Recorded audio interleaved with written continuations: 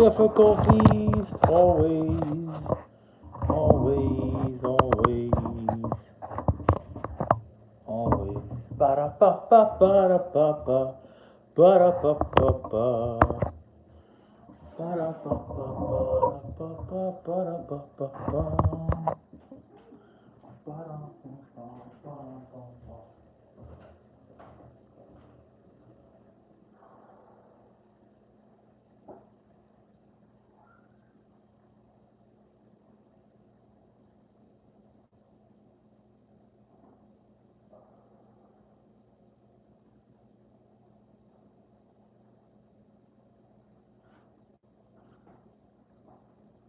Okay. Do do do do do. It's burning. I haven't started cooking yet. How could something be burning? Let's get this. Let's get this link out. I need to get the link out. Oh, won't fall. Won't fall. Extension cords everywhere tonight. What do we need here? We need to share a link. I can't see anybody if you've joined yet. I'm just in the process of sharing this link, so bear with me through the normal technical difficulties. Do not disturb on. Smells something burning. I turned on the oven. Maybe that's it. Yeah. It's always a good bet. And there it is. There's the oven. Okay. Let's see if we can do this fast here. Post.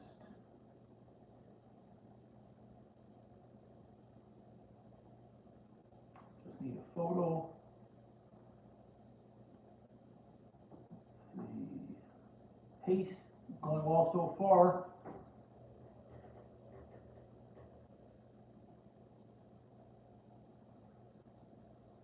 Arrow.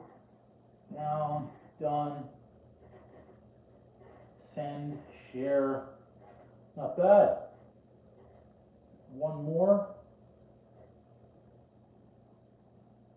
And we'll be good to go here.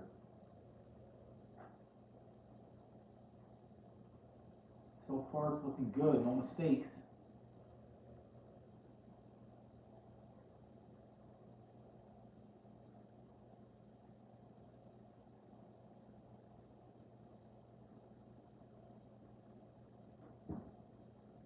Click, arrow, done, share, done. That was relatively painless. That's so rare. That's so rare. We're looking good. Now we can get live everywhere. Okay. That actually worked out pretty well. Oh, I need my water. Mess, fire. Let's get this up in my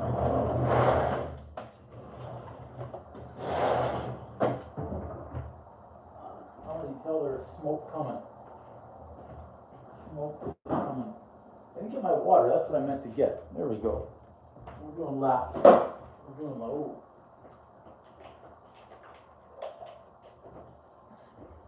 All right, we're just getting started here. I'm not even sure what I'm making yet, but I know it's going to contain chicken. What else do we have in here? We've got some leftover jalapenos, some garlic. We've got some onion. Let's do that. What else do we have in there that we can use in this? I don't want lime, no lime.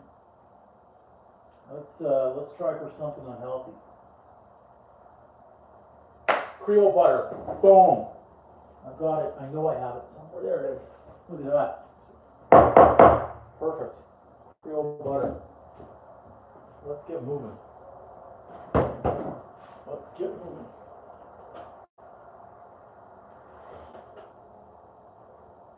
I need a little.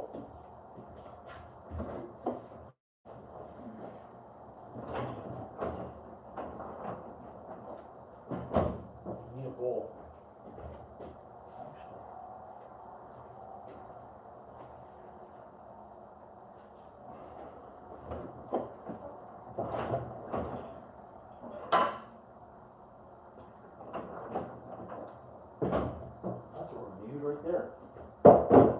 Got one.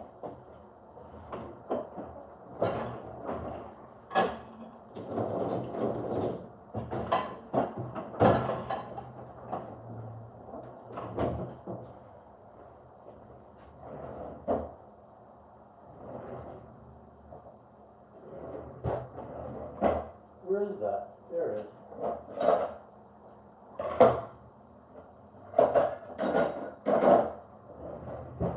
Oh my gosh.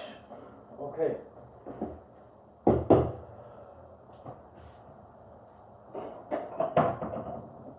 Dun, dun, dun, dun, dun, dun, dun, dun, dun, dun, dun, dun, dun. Let's get loud.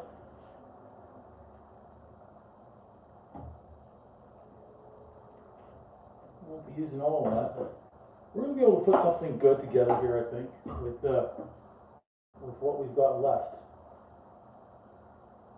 I should have gone thinner on that. I'm gonna keep that in strips. Made it. Yeah. Hey, Dr. Bernie. That's a good question, but I've got something here. I went through whatever I had left in the fridge because I'm determined to use up what I have before shopping for more. I'm tired of anytime I have to throw something away. I just don't like to do that. So I've got plenty in that fridge. We can cook for a while yet without really having to shop. I just kind of have to get a little creative. Even as far as rice, I said I'm not buying any more rice until I finish what I have in terms of pasta. And I have I've got rice noodles, I've got orzo, I have quinoa, I've got so many, I've got spaghetti linguine, so I've got so many items. And I said I'm not buying anything new unless I absolutely need to, like vegetables or fruit. Any type of produce, I'll buy if I need it. But even here, I had garlic and red onion in that fridge. Let's get one more. I thought I was only going to use one, but I likely will not cook all that chicken tonight either.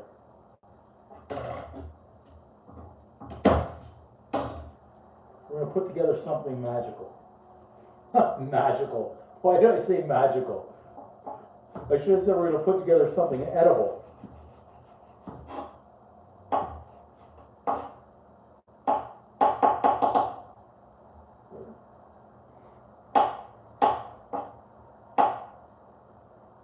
Magical. I'm going to make something magical. Absolutely. Absolutely. Doc, it's I think it's incredible what families are going through, and I actually think we're just at the beginning of it. I think we're going to get much worse before we get better. This is kind of my pile of trash right here. I need another bag. I'm just messed all over the place tonight. All over the place tonight. Well, yeah, I'm calling it recession fighter food. That's what I've named it, recession fighter food.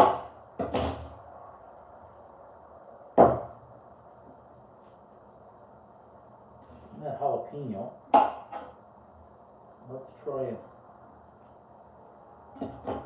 right around. Right in there.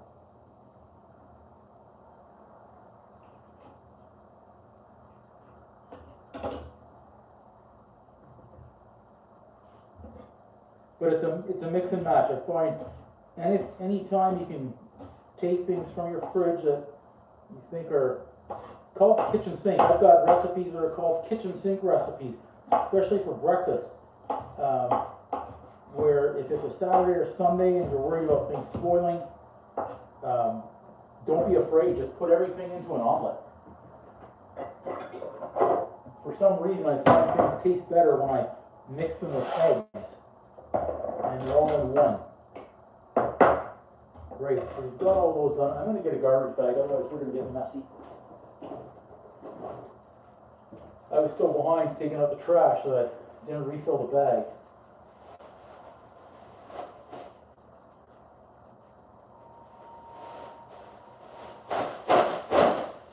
Okay, let's get this in there. Stay relatively clean. Until I did that, I've got trash everywhere. My God, disgusting. All right, we're better now. We're at least somewhat ready.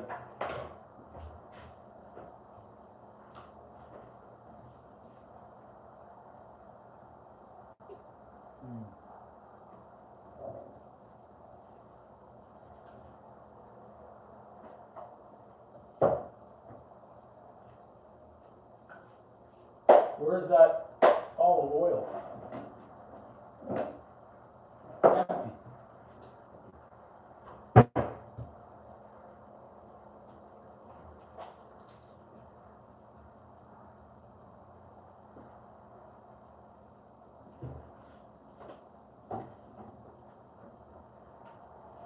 Perfect. We're ready. Let's get our butter. So this Creole butter recipe is on my channel. And I remember when I made it and I put it in the freezer, I said, put it in the freezer in case you need a quick meal and you have nothing prepared. You pull up Creole butter and have a great meal. Well, here we go. I don't want it to crack and go everywhere, but I think it's going to. Ah-ya. Not bad. Ah-ya. Almost.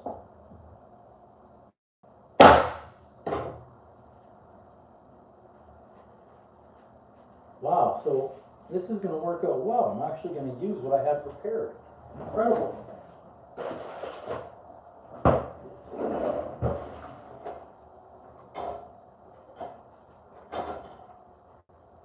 great emergency food. Let's set that aside too.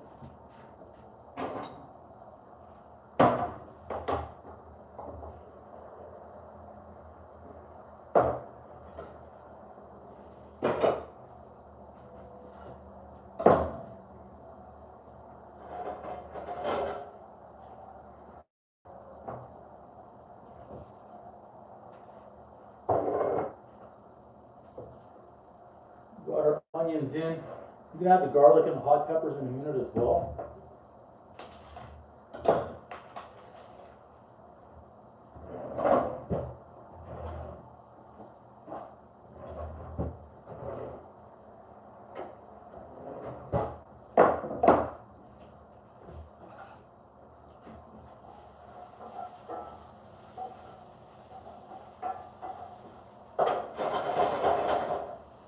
Always have to get that stove going early because it takes so long. Okay, let's see what we can do.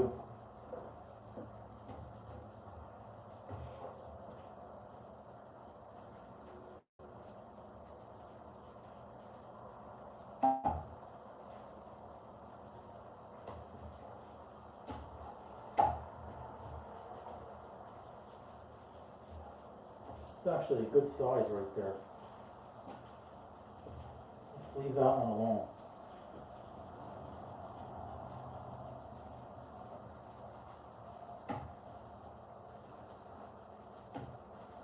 Leave that one alone as well. These are actually all good sizes. I'll do 3. I think 3 are good. I'll use that. They're all about the same size in there. And I'll take care of those later.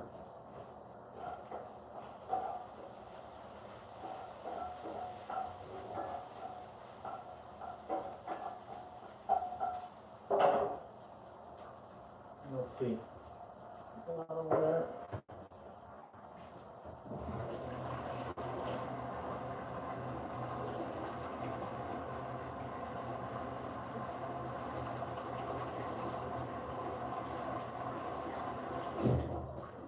Bring that camera in a little closer, you can see exactly.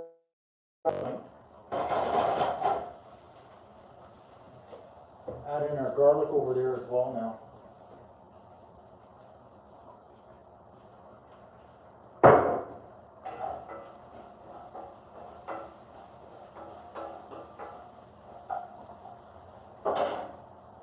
good. Okay, let's bring you in. We're gonna get going on this chicken since we have our onions and garlic going right now.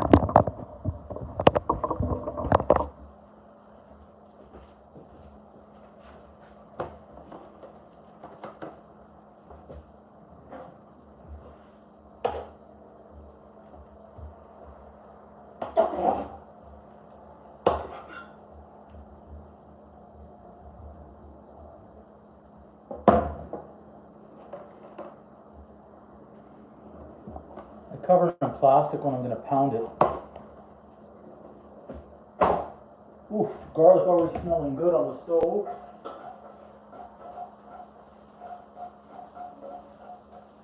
That's really nice.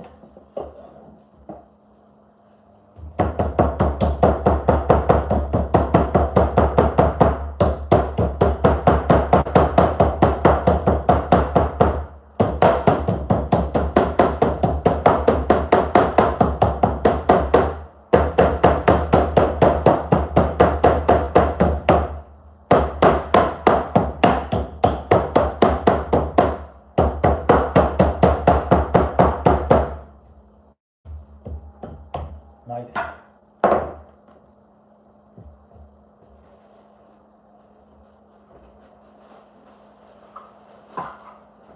Okay, we're going to do very basic seasonings tonight.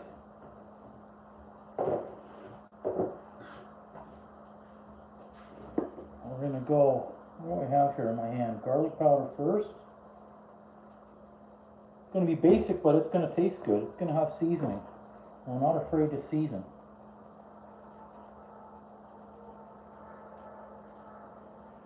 And we're going to do both sides. Next up, we are looking for our oregano. There we go. And some paprika. We'll get that in there as well.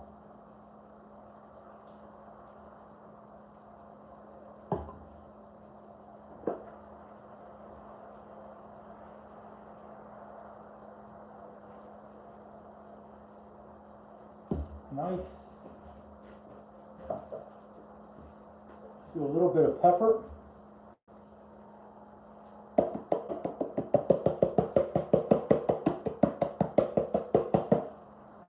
And I'm going to do a couple of cracks of salt, but nothing major. Good. And in the interest of being lazy, I'm going to use a fork to flip that over so we can do side number 2. Basically everything we just did. If it looks like I'm putting a lot of seasoning on the chicken, I am. I do not want any of this to be bland. Onion powder. Now a little bit of garlic powder. Remember that Creole butter has some good spice as well. I'll do just a crack again of salt on each one. We'll get those away.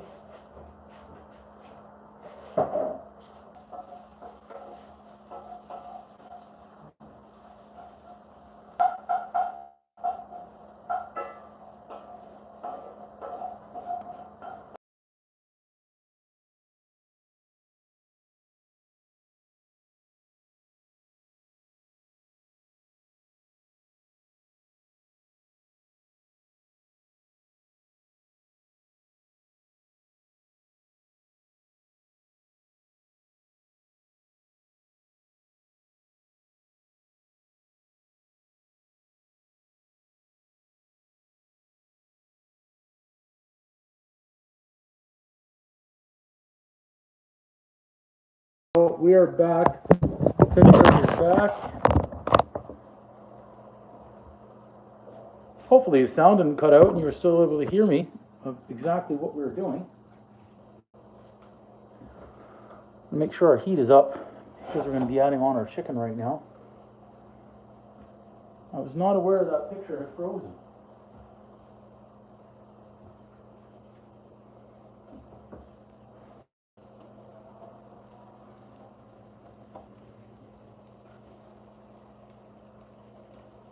Number 2.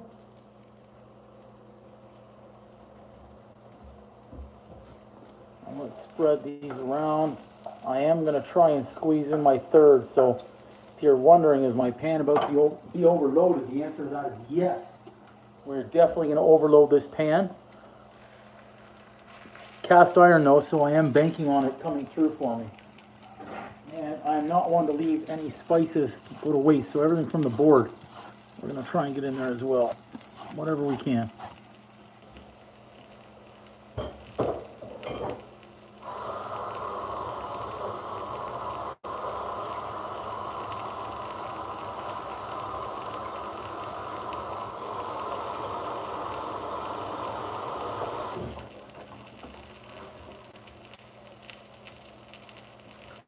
So ideally, we're not going to overload our pan like this all the time, but in a jam, like I was in, we're making it happen. We'll be okay though.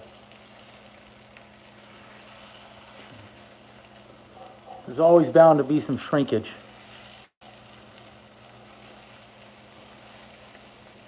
There we go. Now we're set.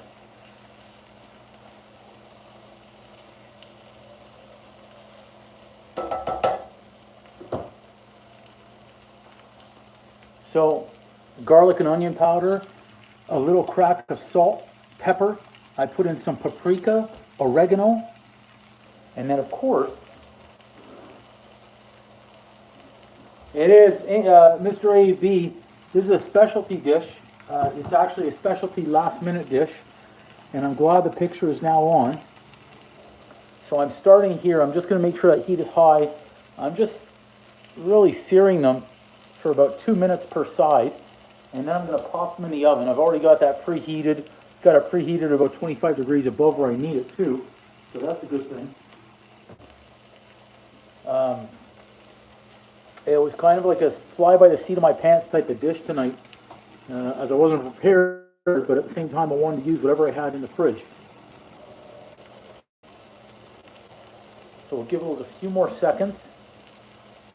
On that side, we'll take a look-see. I like it. I like it. That Big Daddy, I like it. Okay. Next up, I'm adding in our Creole butter.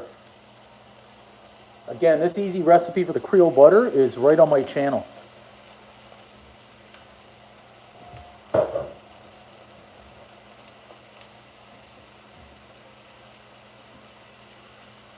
Yeah, I believe this one's going to be good, all things considered, that it's a last-minute dish.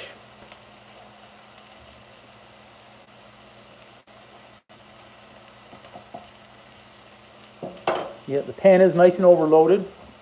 We're making progress, though.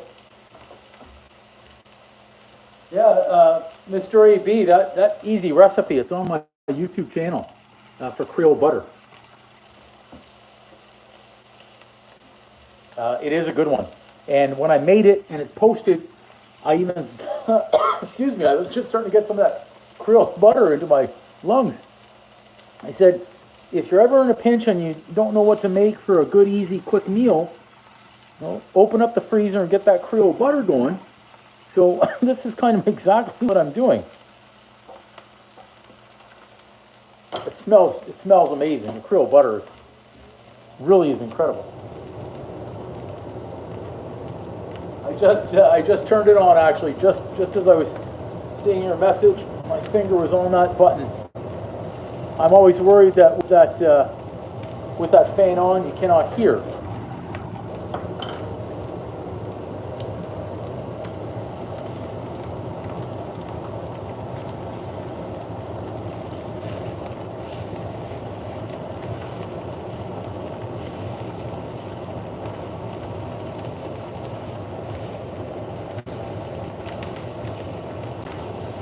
Okay.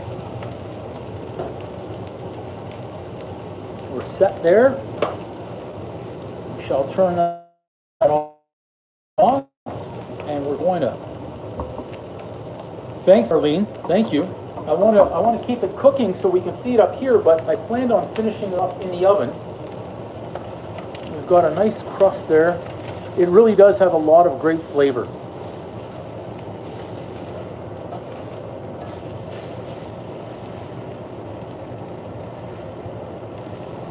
You get that nice chunk. I'm going to try and cut it in half right there. Almost. It was frozen, so it's a little bit harder to do. Good. So let's get that into the oven. Let's get that into the oven.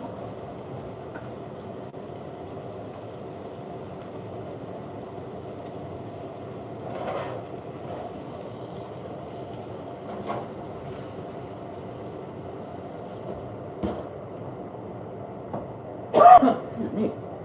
Okay. We're good there. We're even having the smallest pot that I have cook this spaghetti. Or is it, oh, it's fettuccine. Look at that. I didn't even know what I had.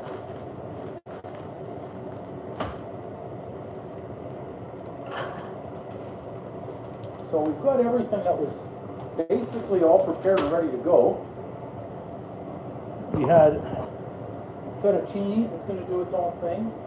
When we get that chicken put away, so bear with me for one quick second while I go low here and grab some.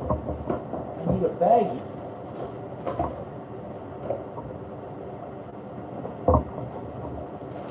There we go. I got what I was looking for. Now I just need to remember a timer on that, but I don't have a timer, unfortunately. About 9 minutes. So we've got Creole chicken. What I planned on doing, and I forgot, was to keep a chunk of that butter out. We can still make it happen.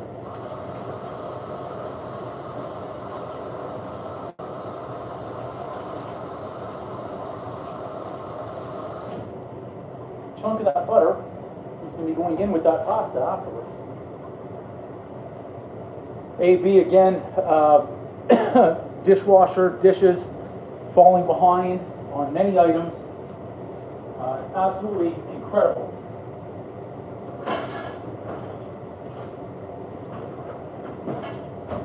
I've got 4 good-sized pots and, well, actually, I'll say 3 really good-sized pots. 1 massive pot, and then this little guy. And I had to shut one smaller one as well. But we made it. We made it, so that's the key right there. We made it. And I've got to grab another stick of that Creole butter because I want that in that fettuccine as well. And as I looked up, I just realized that I forgot to add my jalapenos that I chopped up into that dish. That's disappointing. So we're going to commit. This is an egregious error. Look. So I'm going to do something. Everybody close your eyes. I want you to reimagine. I want you to reimagine that you already saw these in there. It's okay though. You actually get a little sneak peek at that chicken right now as it's down there. So you didn't see me add those jalapenos in, which means I added them before. Okay, that chicken smelled really good when I opened up that oven.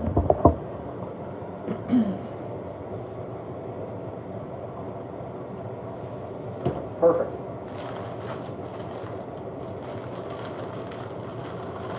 Kitchen porter would be ideal.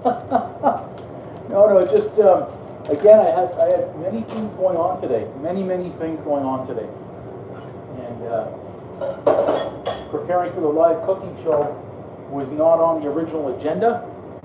But a good friend gave me a kick in the ass and said, "Let's go." I said, "Let's go." He says, "You want to catch Mr. Beast? You got to cook live."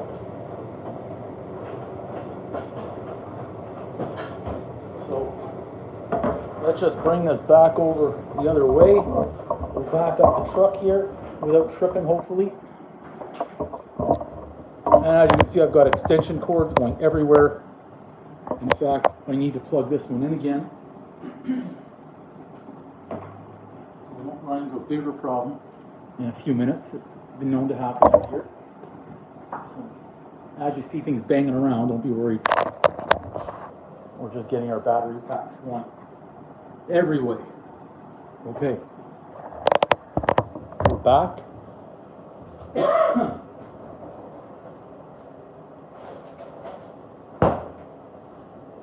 I don't know what time I put in that pasta.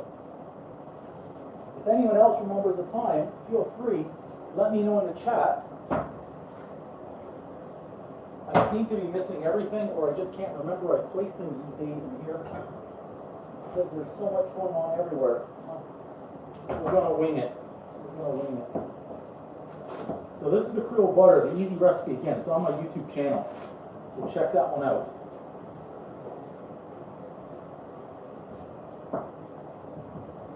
You don't need much here. On the floor.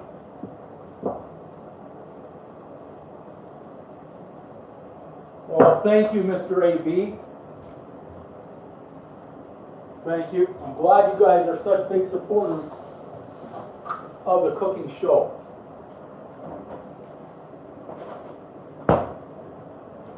We're getting there. The chicken today. As I mentioned before, this dishwasher is going minimum once a day. A lot of the time, twice a day. There's no rest for that dishwasher. It's a workhorse. I'm getting some greens. I need some greens, especially with all the junk I've been cooking.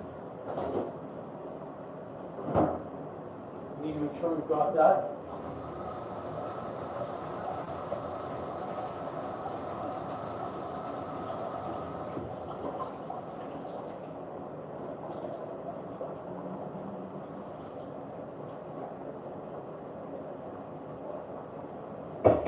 Excellent. Good. We'll leave that aside.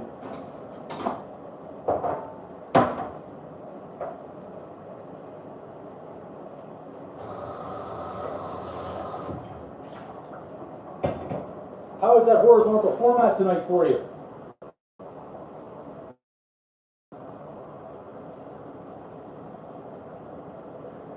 Yeah, Darlene, yeah. Okay. Take this guy tonight, we'll take this one. Take that one too. That's good enough. And this is a time saver. Pour it right on. I'm not mixing anything tonight.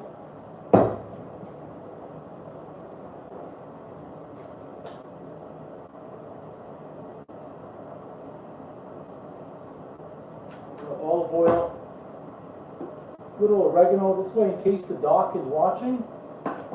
Doc is going to know that I ate my greens.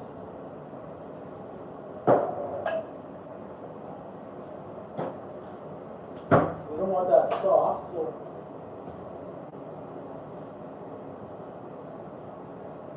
I want to test that. I think it's fine. Normally I throw it against the wall.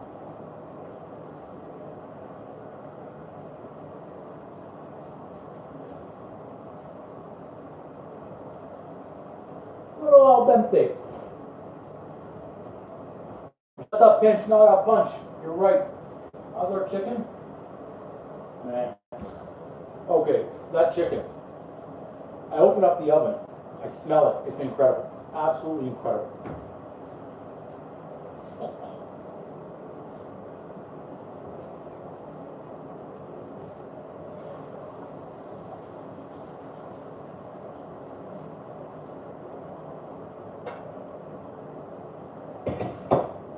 Watch this.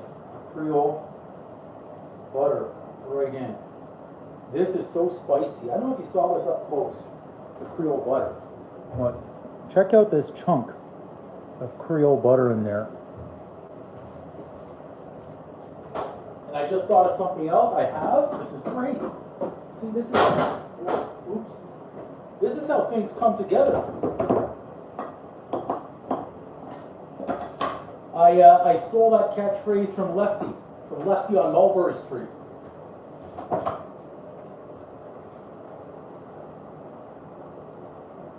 This is going to be so, I've got Creole everywhere. Changing the color of our pasta.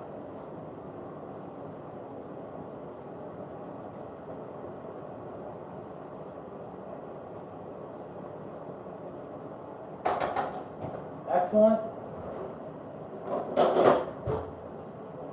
I have fresh Parmesan. That smells fantastic. Smells fantastic. We're so close.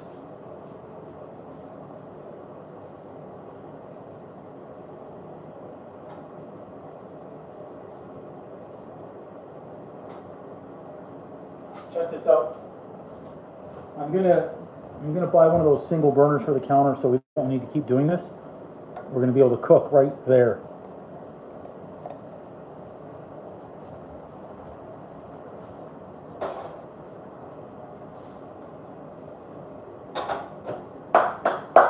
This is great. Thank you, AB. Appreciate that. So, supposed to say things like easy recipe, live cooking show, cooking, chicken dinner, chicken recipes are the greatest. Apparently that helps the algorithm. I just wanna cook. I don't care about that stuff. I just wanna cook. Oh, I forgot to put on my apron tonight.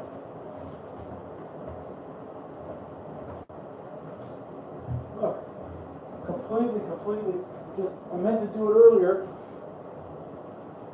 That's better. Now I feel like we can cook.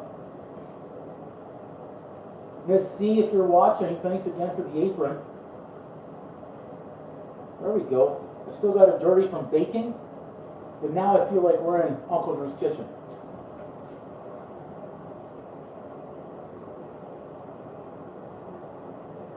Okay. I'm just looking at the watch and the time to know that we're set with that chicken. It really is looking freaking amazing.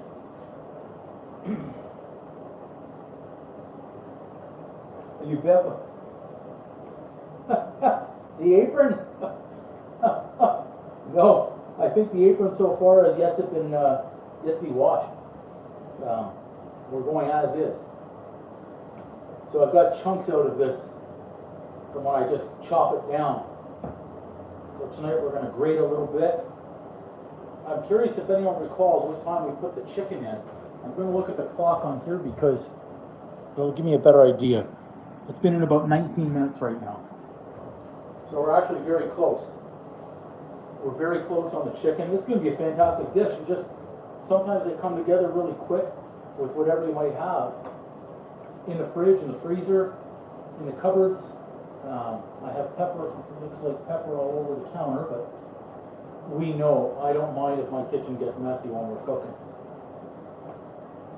Oh, thank you, Mrs. It's glistening. I like it. We're gonna sell these on the merch store soon. We're gonna sell them on the merch store. My production manufacturer, she's gonna have to quit her full-time job and just to make aprons. We'll have to get them made somewhere. Okay. Look at this, is steaming. I want to eat this right now.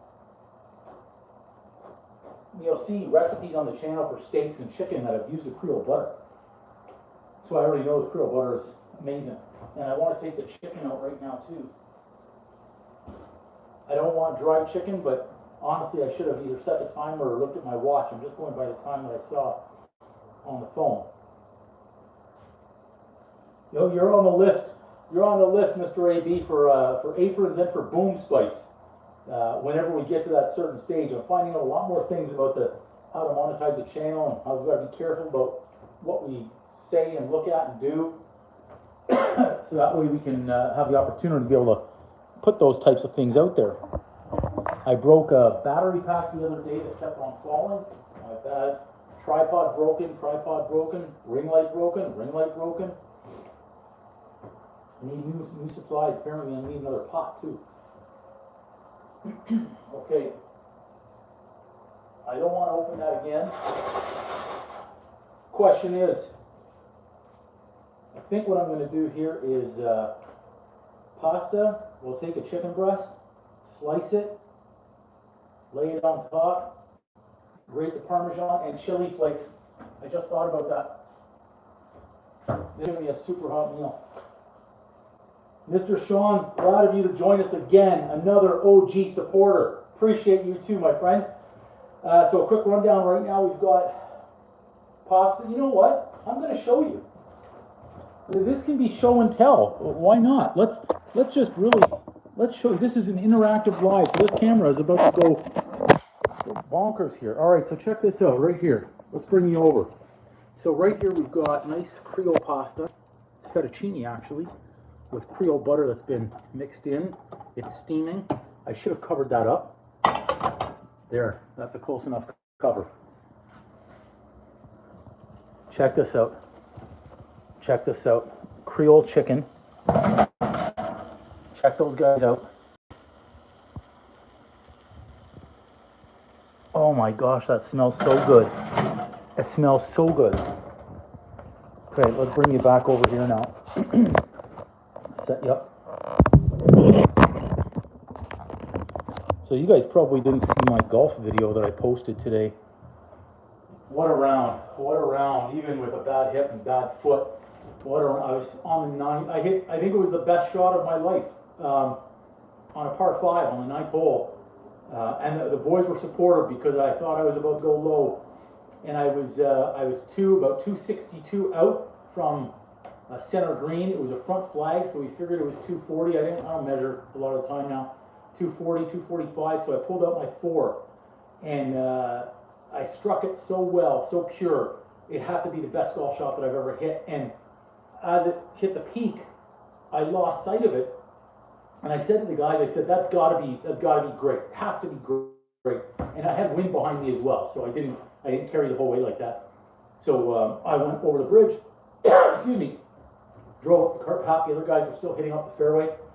And I looked up, so one of the other guys was walking on the green, and there was a ball. It was about 7 feet from the cup. He said, can you just check that ball, what that is? And he looked, and I said, oh yeah, that's mine. So I walked up. I had the eagle putt from 2.5 paces, so call it 8 feet tops. I think it was more 7 and change, but let's say 8 feet tops. And I called it. I said, it's a little right to left breaker. I had no tension. I just wasn't putting. I'd already been lipping out. This is why it could have been really low today, really low. And I lipped out, and then I'm on the 9th hole again. And this is for eagle, and I said right to left, and you can see in the video, as soon as I struck it, I say pulled it, and sure enough, it starts going inside left, lips out on the cup. That eagle, I missed the eagle, so I had to tap in a birdie for a couple of inches. Shocking. Was not pleased with that.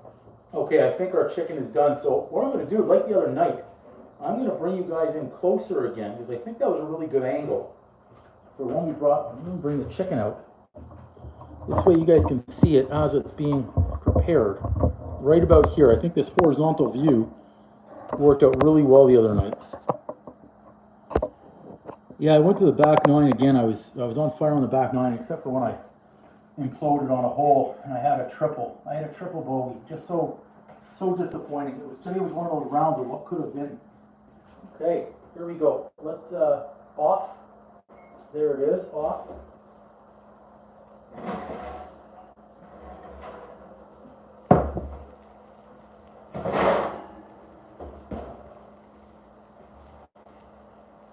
Oh my goodness, look how good this is.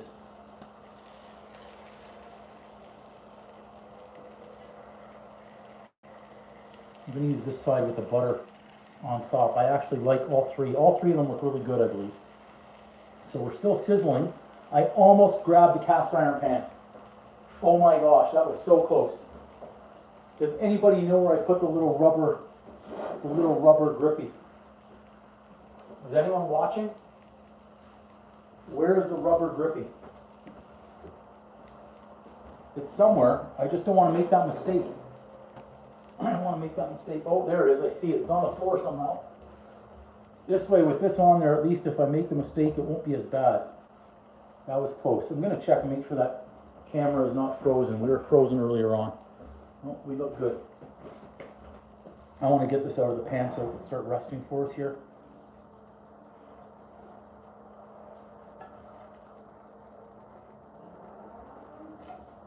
We'll get these onions and peppers out later. That's going to be like a little chef's treat, I believe.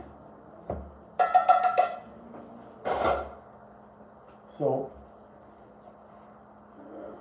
we're supposed to leave these rest a little bit. So this is not burned. This is actually Creole butter that is still on top of our chicken. This is why I know this is going to have great flavor.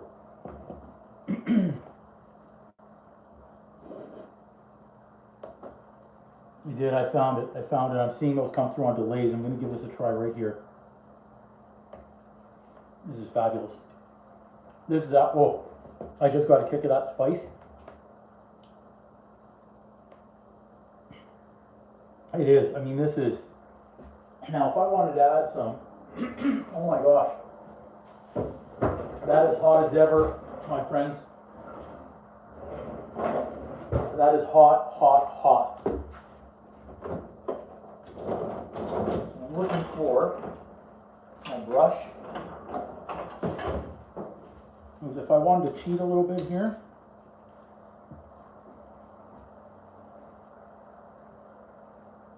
watch this. So we'll take just a touch.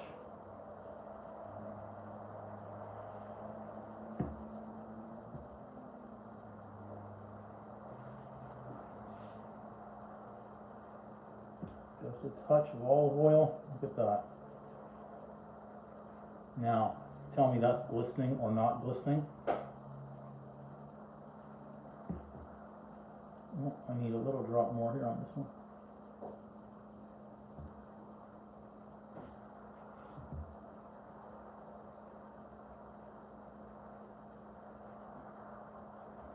Only question is which one? Which one do we want to eat? Yeah, if you're serving in a restaurant, you want it to glisten. So I'm thinking, or do we want to go straight down? Do we want to go straight down on this chop on a diagonal? Or do we want to go on an angle and a diagonal? What do you guys think? What do you guys think? Especially the newcomers in here. For those of you who are wondering, just joining, I'm Uncle Drew. I'm cooking this. But it's interactive. So when I'm asking, it's a 30-second delay or so. On the chicken, I'm going to go on an angle, on a diagonal, and then we can either go on an angle or we can go straight down. And it's always viewer's preference here, so feel free to type a comment in there. Okay, I see Sean is the first one. AB with the diagonal. Okay. See, so right now I'm only seeing myself oil up these chicken breasts. Okay. It's going to be a fantastic meal. I just had a piece of spinach. I just need the knife. What have I done with the knife now? So that is on the list as well.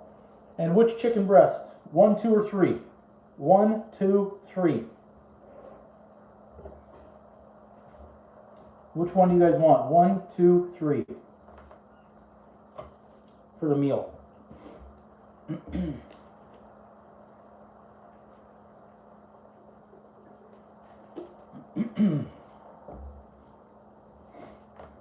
I'll just wait for those comments to come through.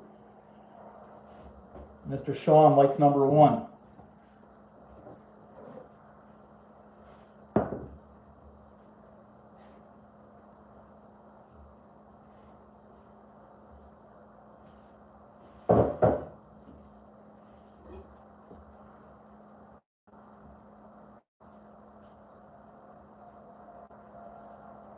So this is not my favorite knife.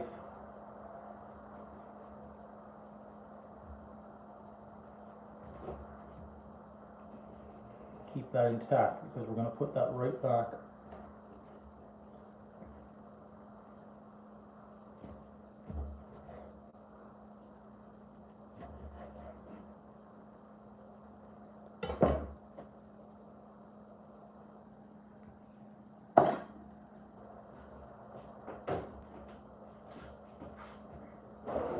Every time I get a little taste of that Creole, it just tastes phenomenal. AB went with 2, but it was a little late on the draw. I will move this aside just for a second.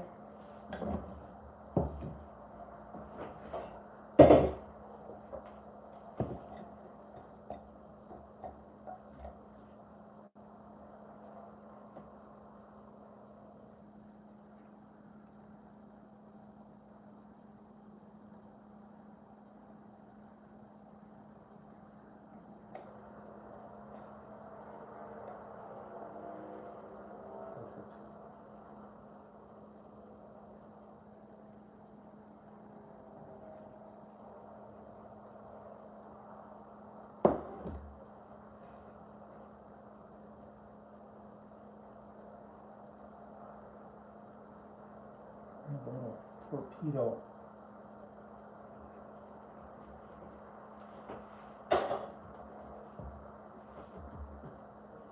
I see glisten. I believe you do. I actually wanted to put that over to the side a little bit.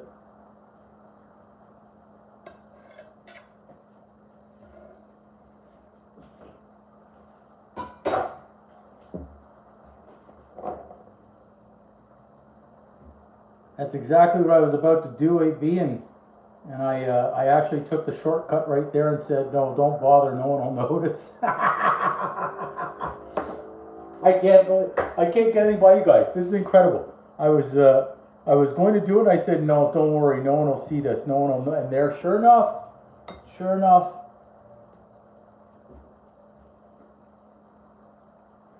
I can actually tell you exact price. I think I still have.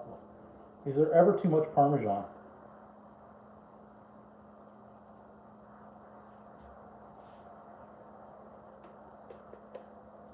Well, the pasta, let's call that 0 because we basically always have that on hand. Spinach, I always have that on hand.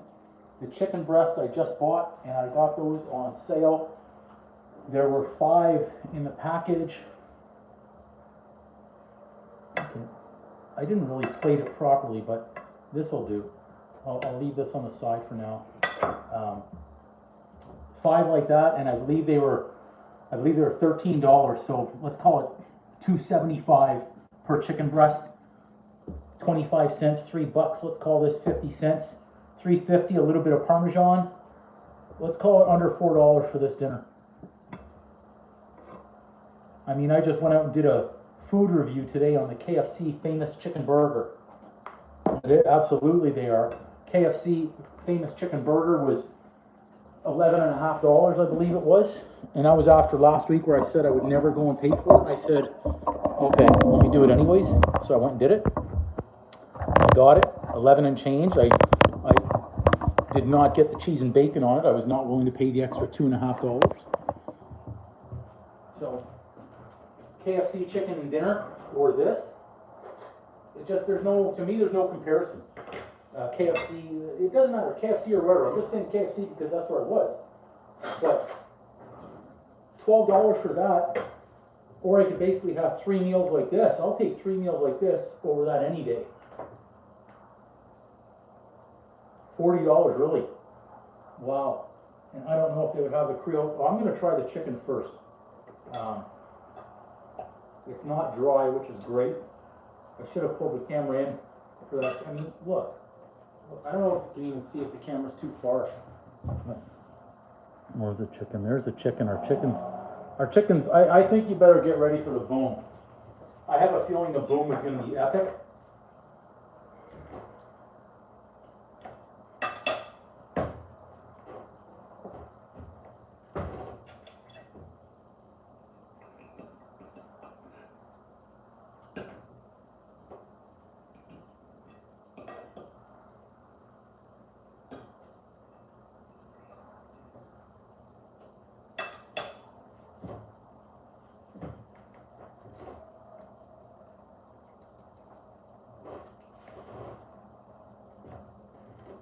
Oh yeah. Boom!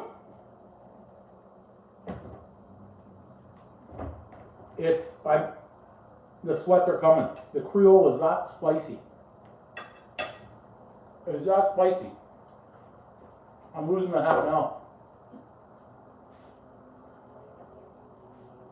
That is spicy. Whew! With the jalapenos I added in.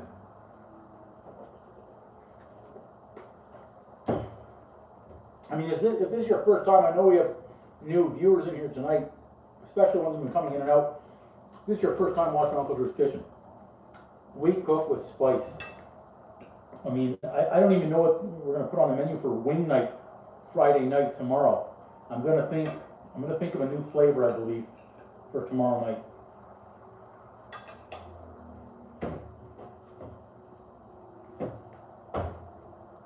I've got lots left over here. Could have, you're right. You're right. It was the oil. I was taking a shortcut. I did. I took the shortcut, and now I'm called out for it twice. Yeah.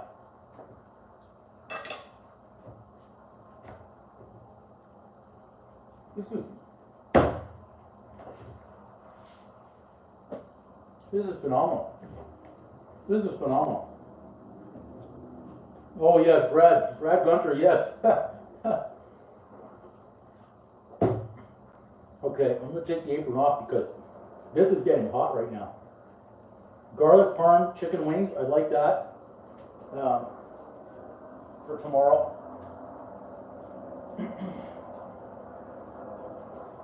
Okay.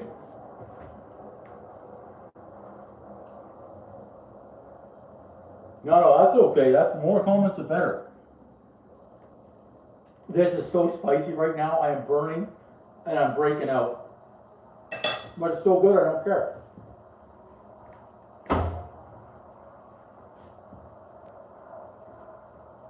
I cracked the window, it doesn't matter. This heat is taking over.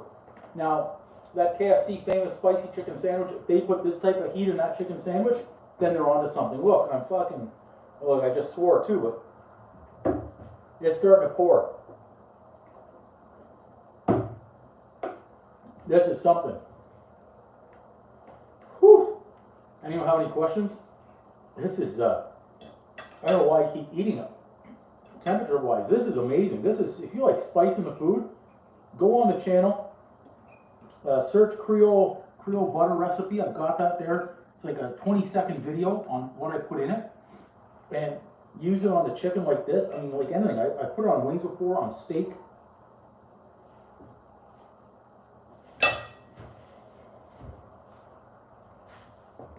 That wasn't funny. That wasn't funny. You got me. You actually got me.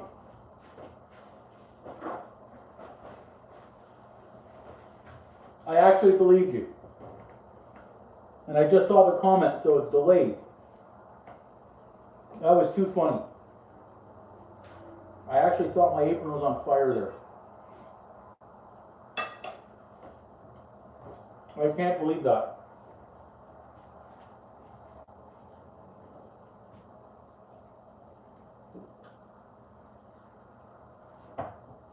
Yeah, it was perfect.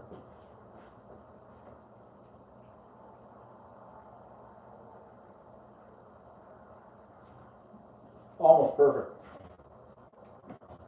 Oh, he did. He did. Yeah, I thought the apron was actually on fire because I thought something was burning around. This is super spicy. Forget the one chip challenge. If you guys could do this, then I'd be impressed.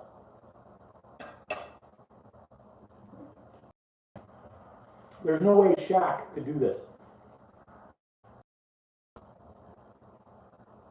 Shaq couldn't even do one chip, let alone this. This is spicy stuff. It was, oh my gosh, this has so much heat. I think what it was, the Creole was not that spicy. Not like this. The jalapeno batch that I got a couple of weeks ago has been off the charts hot. Like so bad where it burned my eyes. I haven't had any of them yet, AB. I should. But these jalapeno. It's gotta be the hottest jalapenos I've ever had. Absolutely. Okay, I'll try some greens. I hope the body doesn't reject them.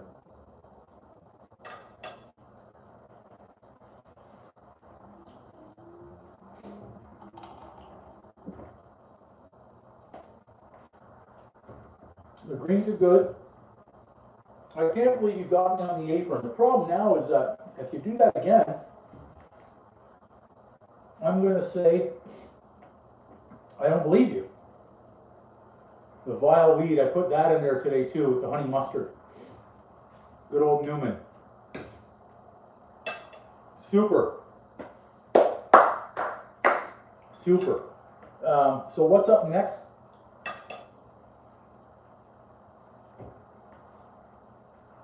I do have honey mustard. I should have had that in there too, ready to go after the greens. So what I'm making next is, I think our feed, hang on, I've got to check that battery. That means it could be slowing down over here. It's always possible. We don't want to. Oh, guys, make sure you hit that like button on the live too, please. Apparently that helps. So there's that like button down in the corner. Hit that one. I mean, I went on horizontal view and everything tonight. So if you can, hit that like button. Apparently you'll do well. And then there's these hearts and stuff. Oh, the greens will get finished for real, AB. Yeah, the greens will definitely get finished. We have to. Take some greens down with all the crap. Because what's coming up next is, so you remember the other night we made those mini apple pies or tarts? So we've got, still have the filling left. There's filling left. I'm going to be making apple turnovers with those. No. I hope I didn't shut it off. Apple turnovers, and I saw a recipe for these little mini white chocolate truffles that look like pumpkins coated in sugar. I'm making those too over the next few days. I think I better have some more greens. It's kind of helping cool the mouth off. Yeah, we're close to those double digits, a magical double digit mark.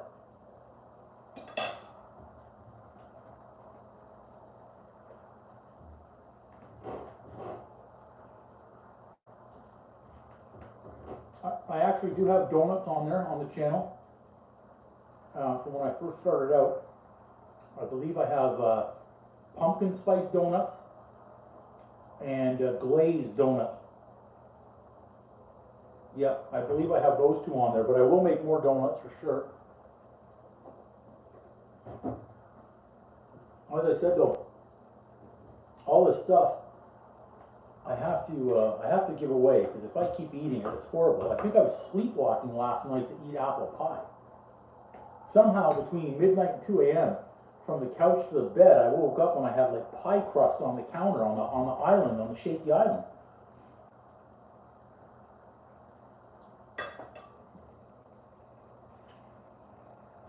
I burned the roof of my mouth bad.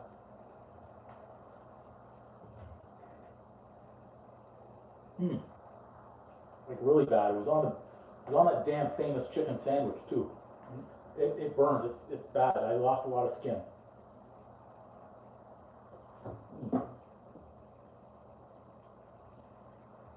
That was either balsamic or blood. I'm not sure. One of the two. All right. You guys have any questions? Again, huge supporters are coming in from the OGs to grow this YouTube channel. And it's still fairly early in the evening. No, I don't want any more of that pasta. That's too hot. It's spicy as ever. See, one chip challenge. This is training for one chip challenge. That roof of my mouth is bad. Layers of skin gone. It's going to blister, I would think. Put this in the recycling bin. Yeah. As long as that didn't freeze, it's all that matters. All right, if you guys have no questions, I'm going to sign off then. End it on a good note for the live. Whew. I'll give it like 30 seconds. If any more questions come through.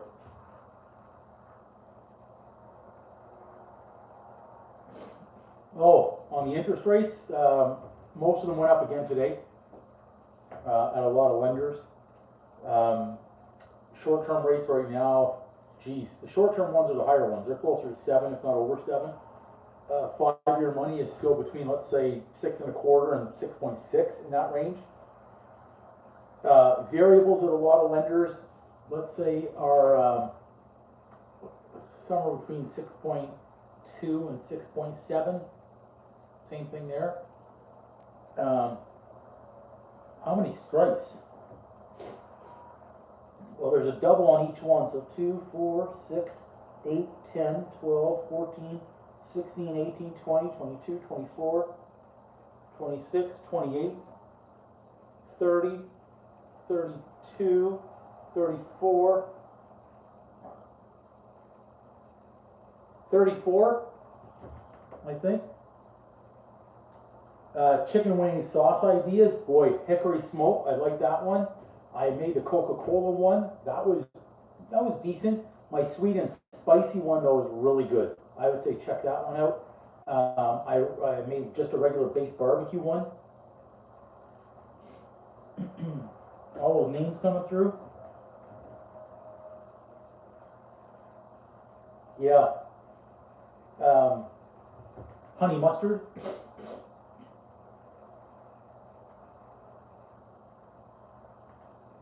Yeah, tomorrow, and of course, well, as for sauces, I might do the marinade in the Creole butter, because that's pretty good too. This is really burning. I almost want to show you guys inside my mouth, the roof of my mouth, how much skin is gone. I bet you it's all bloodied and red in there. I can feel it. I already pulled skin off. That's how bad that was. Honey whiskey. Yeah, I'm going to get some more water. I need a bottle. It's right over here. I left it behind this time.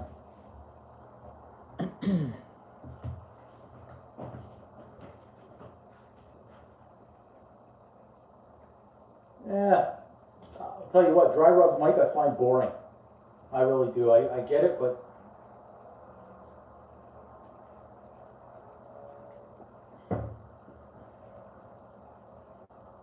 okay, let me look at the mouth first before I show it to you, just to see if it's really bad. Ah. Oh yeah, it's bad in there. Yeah, it's bad. It's bad inside the mouth. I've lost skin for sure. I have no milk. I have sour, like I have cream, like sour milk, whatever you want to call it, sour cream. Yeah. Yeah. Is that, Mike, is that because of the dry rub comment? Well, my only response to that is take your dry rub and get the, how do I like your comment? If I like your comment, can I like your comment? I just hit a button. I can add somebody as a moderator here. If I click your name, these are the options. I can add you as a moderator. I can hide you. I can even put you on a timeout, or I can pin your message. That's interesting. So that's how I add somebody as a moderator. I can just click on your name, hold it, and then boom, then you're a moderator for the chat. Interesting. That's good to know. So in the future, AB, when you want to have a go at that guy again, oh, Mike for moderator. I'm worried. We get censored. Yeah, I didn't know that. Next time you've got to let me know, because I'm focused here and focused there and everywhere. And look, tonight I thought the apron was on fire. That's how into the chat I am. Yeah. Yeah, you know, this meal hit the spot. This was really good. What's a week-long election in a group chat? What's that all about? A week-long election. Oh, for the moderator. For the moderator. Okay, that would make sense. Yeah. This was really freaking good. And then, I hope not. I know, I read these rules on YouTube are strict. They're really strict. They've got no You know, it's like a no shit policy. If you're trying to get fake subscribers, fake views, having people just press play on the channel and leaving it run for hours on end or days on end, that's not good. They don't like that either. They find it all out and then they block the channel. So no, we don't want to get too screwy on here. But the only thing that we will do is take down this island, because I thought it was going down tonight when I started. I thought it was ready to go. Yeah. So not bad. We'll get Bobby Boucher back as the as a moderator maybe. Yeah. Yeah. Okay. All right. You guys have anything else you want to talk about? Whew. So Tyler wants to know about interest rates. Okay. He probably wants to know if he should go variable or fixed. It's funny now that I'm seeing, there's a video I did even on my LinkedIn last year, September of last year, 22. And I said, be careful, because this is the time when the vultures are going to come. And sure as shit, the last 12 months, and especially the last 6 months, the vultures have been coming. With regards to the fear mongering about rates, the horse already left the barn on rates. Now what are they saying for everybody to do? Banks, other brokers, they're all saying lock in, you better lock in, you better lock in, and you better lock in because that'll give you some protection. Sean, I'm not even half in the bag on this one, so take note. I feel like we're about to go on a rant. They're doing the fear mongering, lock in, lock in, lock in. So wait a second. So you told me I should go variable because rates are really low at 1.25, 1.15. And they're going to stay low for a long time, and if they go up, they're not going to go up really fast. It's going to take a while. Okay, instead of listening to good brokers who said take 5-year fixed rates at 1.6, 1.8 in that range, and you wouldn't be worrying about anything for another 3-4 years right now. So now you're variable. They scared the shit out of you. You took variable, you've been in variable, and you've seen it go all the way up now to basically 6, 6.25, some cases even 6.5, and now they're telling you should lock in. You better lock in because we don't know how high rates are going to go. Okay. To me, that's starting to get to the point where the max pain point is there for rates. I don't know how much further they're going to go. Are they going to go another quarter, another half? What I wouldn't want to see, is people lock in at, say, 6.5 or 6.75. It goes up to 7.1, and then people say, oh, yeah, it was a good decision, and then the economy shits the bed, which I think is already in progress, no matter what realtors are trying to push, whatever bullshit they're trying to push with regards to house prices. House prices are still going down. Condo prices are going down. To spur the economy on, what are they going to have to do? They're going to have to lower rates. So I don't know if those rates are going to come down again in 3 months or 6 months or late next year. No one knows that. Do I feel like there's a little bit more pain on the upside? Yes. How much? I don't know. It's a tough call. If someone says to me, though, that they can't sleep at night anymore because they're worried about the mortgage payment increasing, then I say there's nothing wrong with taking a fixed rate. It could be even a 1-year fixed rate, something to give you some peace of mind, or a 3-year fixed rate, or a 4 or 5-year term, whatever it's going to be. If that makes you sleep at night so you can stay in your house, you take that, and you don't play around about the game of going up and down, because that's what people did a year ago, 2 years ago, and now they're paying the price for it. They wanted to play the gamble on the low side, now the gamble on the high side. If it's comfort and security, fixed rate, it gives you peace of mind, you take it. That's all. Yeah. Hey, Mr. Psychosocial. I'm trying to see your picture, Psychosocial. I don't know. I can't see. My eyes are so bad. I can't see small print like this. I can't see your picture, Psychosocial. So I don't know if, if I said, hey, Mr. or Miss, I'll just say, hey, Psychosocial, good to see you. That's because I can't see. I literally can't see. And I'm trying hard and I can't see that low. It's just not happening. We had a great dish tonight, so I'm not going to mortgage rant anymore. Chicken, garlic, onions, Creole butter, jalapeno peppers, fettuccine, Creole butter, and some greens here. No honey mustard. I'm going to just call the spinach now. From now on, I'm going to call it vile weed. I'm going to call it vile weed. I think that's even better. I think you guys have already hit the like button in the live. They say that helps. So then I'm going to give myself scores of 100. I'm just going to hit these emojis of 100s. They say that's a good thing in the chat, so I just did it. Yeah, those hearts, everyone loves me. So this meal is great. Mike, I believe it's coming. I'm seeing a big upward trajectory on the channel. More and more people. I love you guys. You guys are all joining. I'm stunned at how many people are subscribing to the channel on a daily basis. We're getting higher and higher, which is huge. The other day on the live, I think that was on Tuesday, I said we were at 34 and change. We were going to push 30. We broke through 3,500 already yesterday, and we're climbing pretty quick to 3,600, which is huge. Huge. So we're getting there. I'm anxious to see if we get a breakout on this channel up to 10,000, 20,000 subscribers in a few days, or if it takes another month or 6 months, who knows? It's like mortgage rates, we don't know. Oh, a 25 plus in the chat. I think we're gonna need a moderator for sure. Yeah. Yeah, Mike, that's amazing. Thanks, pal. Appreciate that. Yeah, we're really climbing. I think it was towards the end of August. We're around 2,600. Yeah, and then September 23rd was the day that we broke 3,000, and then today we're at 3,600. So yeah, it's climbing. It's climbing. Oh yeah, all the Christmas cookies. Round 2. I did Christmas cookies last year when I was just starting out. I've got more ideas though this year. Now that I'm a seasoned veteran here, I'm making videos. We're gonna have some more fun. A lot more fun in the snow this time. That's what I think. Yeah, amazing.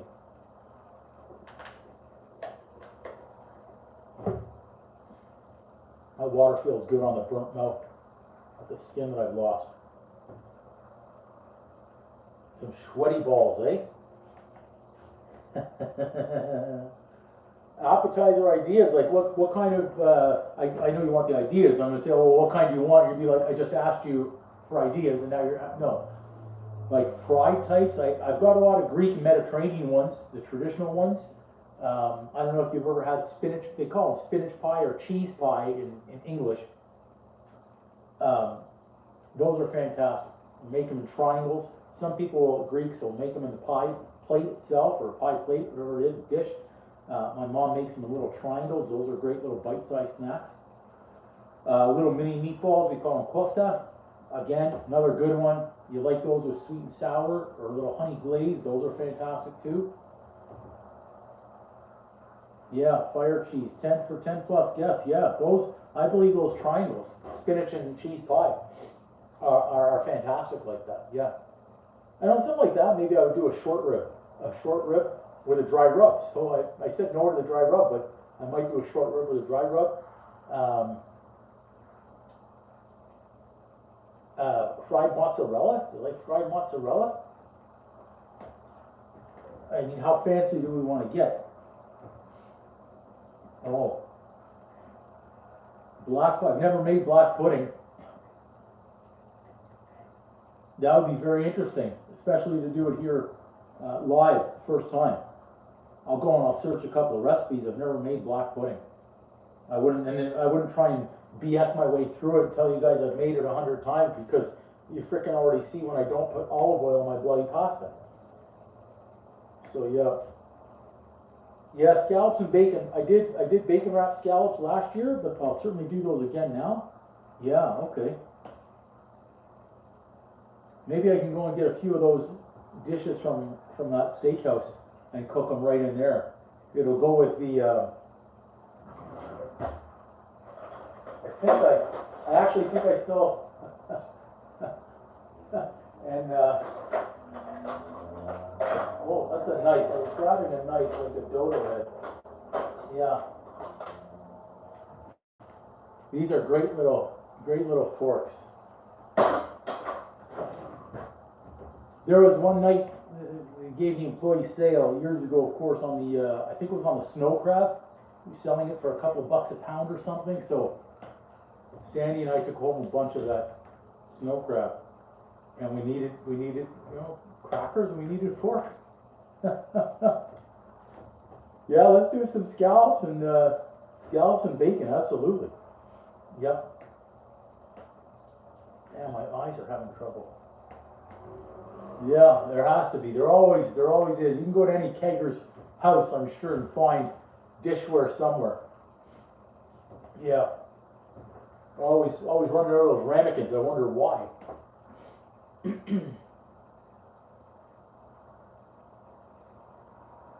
Yeah, she did. Yeah, at the time. Yeah, I don't know if she still does, but at the time she did. Yeah.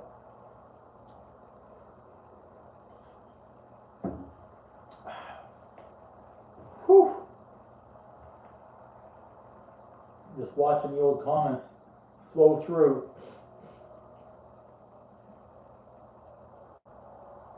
AB must have gone to bed. Did he, that little English bloke, go to bed?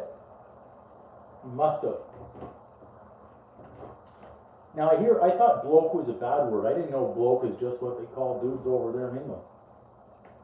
So I can call Andy a bloke all I want, and it's not offensive. It's a good thing. I learned something new. I'm just starting to cool down from this spice.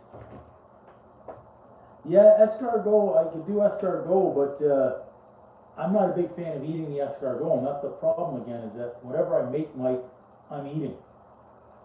And I already said I was sleepwalking last night, and I ate those little mini apple pies, and I woke up with crust all over and stuff. So yeah, I'd be eating escargots and scallops and bacon and those freaking Christmas cookies. Yeah, those baker's hours, he's probably having to get up in about 4 or 5 hours. I'll be sleeping like a baby. Hopefully not eating apple pie mix on the way to bed. That's why I woke up, I think, and I felt like absolute crap.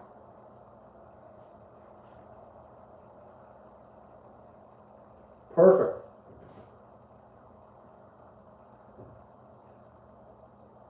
Yeah. Absolutely. I haven't eaten there in a long time. I can't remember the last time I ate there, because I felt like the prices went up there a lot too. Prices, I feel like they went up. Look, a chicken sandwich was $11.50. That was expensive enough as it was. I don't know when the next time is that I'll go back to actually eat a full meal there. I just don't believe in it. I get it, they have to do what they do at the restaurants, but no. Like we said, we made this for, what, under $4, I think it was? Andy was saying they would probably charge $40 for this dish right here in a restaurant, and it costs $4, less than $4, $3.50 to make right here. So make this for 4 people at home for $16. Get a half decent bottle of wine. What's that? $30 in the LCBO. Mike, you're the expert there. $40. I don't know, what does it cost in the LCBO for a decent bottle of wine? So let's call it $50 for a dinner for 4 at home, with some appetizer, this and that. Again, maybe make it for 75. But if you go to a restaurant, what's it going to cost? 300. Oh, we were just talking about bakers and how we were going to take over making cinnamon buns.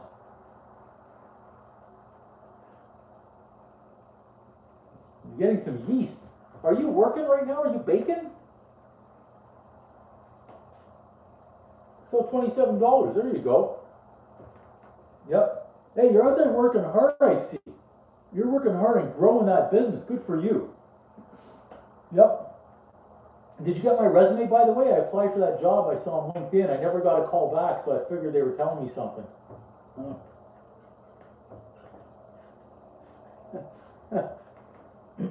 Baker's hours, yeah. Getting some yeast. I want to know if he's in the kitchen baking right now. What he's preparing, or if he's going to getting ready to go to sleep. Trying to bring him in. Well, AB, your guy was back. He came back to talk to you, and you weren't here, so he left. I'm going to see if I can add AB in right now. No, just as the moderator, so I can't add somebody in on the video during the live. I got to schedule it and bring you in before, or when it starts. I'd be working the phones at VNDR like the Wolf of Wall Street, like Jordan Belfort when he started up. I actually have his sales manual. I have Jordan Belfort's actual sales manual. He came to Toronto to speak in somewhere between 2013, I think, 2016. I can't remember the exact year, whatever it was, but a bunch of the guys in the office went to see him speak, and they bought the passes to actually do the VIP thing with him in the back, and they were with him in the back, and then they got his thick sales manual. It's not as complicated as you might think, but man, did he ever mind fuck people with that sales manual. Incredible.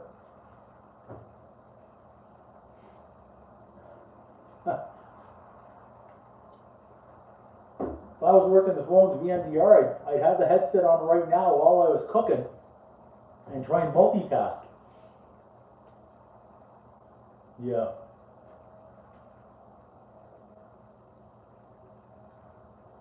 Oh, I just saw that one about the discounts. Is that the discounts at the keg? Is if that's the case, I mean, I still say I work in the dish pit if I go to Montreal. Do they still do that? Do they still do the 40% off for employee staff discount? I mean, that was great, taking a family in there and getting 40% off. Those are great deals. I agree. I want to know what Andy's baking. So for those that just joining, welcome. Uncle Drew's Kitchen. Made a great meal tonight. It was chicken breast. Quick fry for a couple of minutes with garlic and onions and jalapenos. Jalapenos are added a little bit late. And the Creole butter, and then finished it off in the oven. Fettuccine, fresh Parmesan on there, added Creole butter in there as well. This meal, I call this recession fighter food, made at home for under $4 per person. And this $4 meal, one of the viewers already said we're going to pay $40 or more at a restaurant to get it. This was fantastic. Yeah, Mike, I was as well, and it was downtown that I was at, and I was there after work one day, and I was in a suit, and they came over and they asked me. They said, "So you work at the keg?" And I said, "Yes, I do." And so they started asking me questions because they were saying, "Who's this?" And I was there with a buddy of mine. He's in a suit too. Who the fuck are these guys? And I seriously was. It was as an expo. I was still expo once a month. Once every so often, whenever Mark needed or put me out there. And they gave it to me that night, and they wouldn't give it to me after that, because they didn't believe it. I think somebody ratted me out. That's what I think. I think there was a rat. Yep. Yep. Yeah, so for all those joining, check out this recipe. This is going to be on the channel. It gets the live show, once it's finished, usually gets posted within about 24 hours. And you can see exactly how this is all cooked on the stove in a cast iron and in the oven, finished off in the oven. So even the chicken out here, I'm not going to touch it with my hand because the spice will get me and I'll just burn my eyes, but I'll cut into this one again. You can check this out. It looks beautiful. Oh yeah, they used to quiz you too. I think my cousin even went in there. And I was like, well, look, even when I was working on the floor, I couldn't tell you what were in the drinks. I'm not going to be able to tell you now. I was like, what's in the drink? It's in the menu. That was my response. Yeah, I don't know I don't even know what they charge now. $50 for a steak out there? I'm not sure. They're not Vegas prices, but they certainly went up. And I get it. I get what the business has to do. I get it. I'm not blaming it. Yeah. Whew. I don't like the lighting color in here. This globe. We're going to change that globe light. It's not a good color in the kitchen. You just lost some more skin. Yeah, so anyone else that's joined, make sure you check out the recipe tomorrow. Come on, $65. $65? Is that for the classic with the salad included? I hope so. I hope $65 plus tax and tip on top of that? What's that, 75? You're paying basically, call it $87 tax and tip for that dinner now? Wow. So there you go. Throw in a little bottle of wine and 2 people, and you're over 2 bills. Wow, incredible. Add Oscar, yeah, well, yeah. I think you were good at that. I never added the Oscar. I honestly didn't care. I didn't care about adding the fucking Oscar. I know what I cared about is table turnover. Add the Oscar. Add this, add that. $100 a person, eh? That's why we're eating right here. $4 a person. $4 with a wonky island. That's incredible. Yeah. Ouch. AB comes in with a slam out of nowhere. He went from yeast to slam.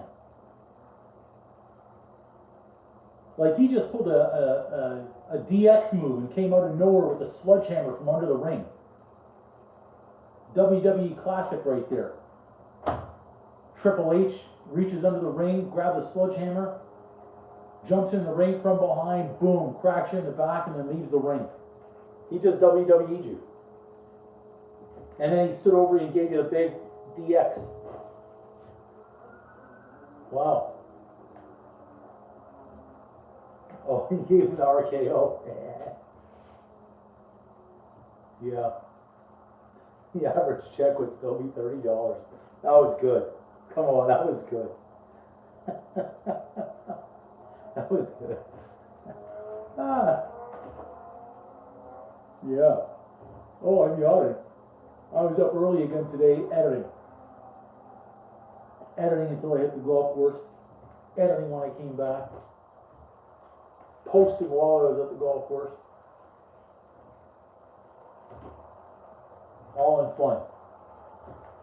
Doing well. I don't know why I just ate that. That's spice. That's gonna burn. The roof my mouth can't take anymore. Yep, here comes the burn. Just like that, the burn.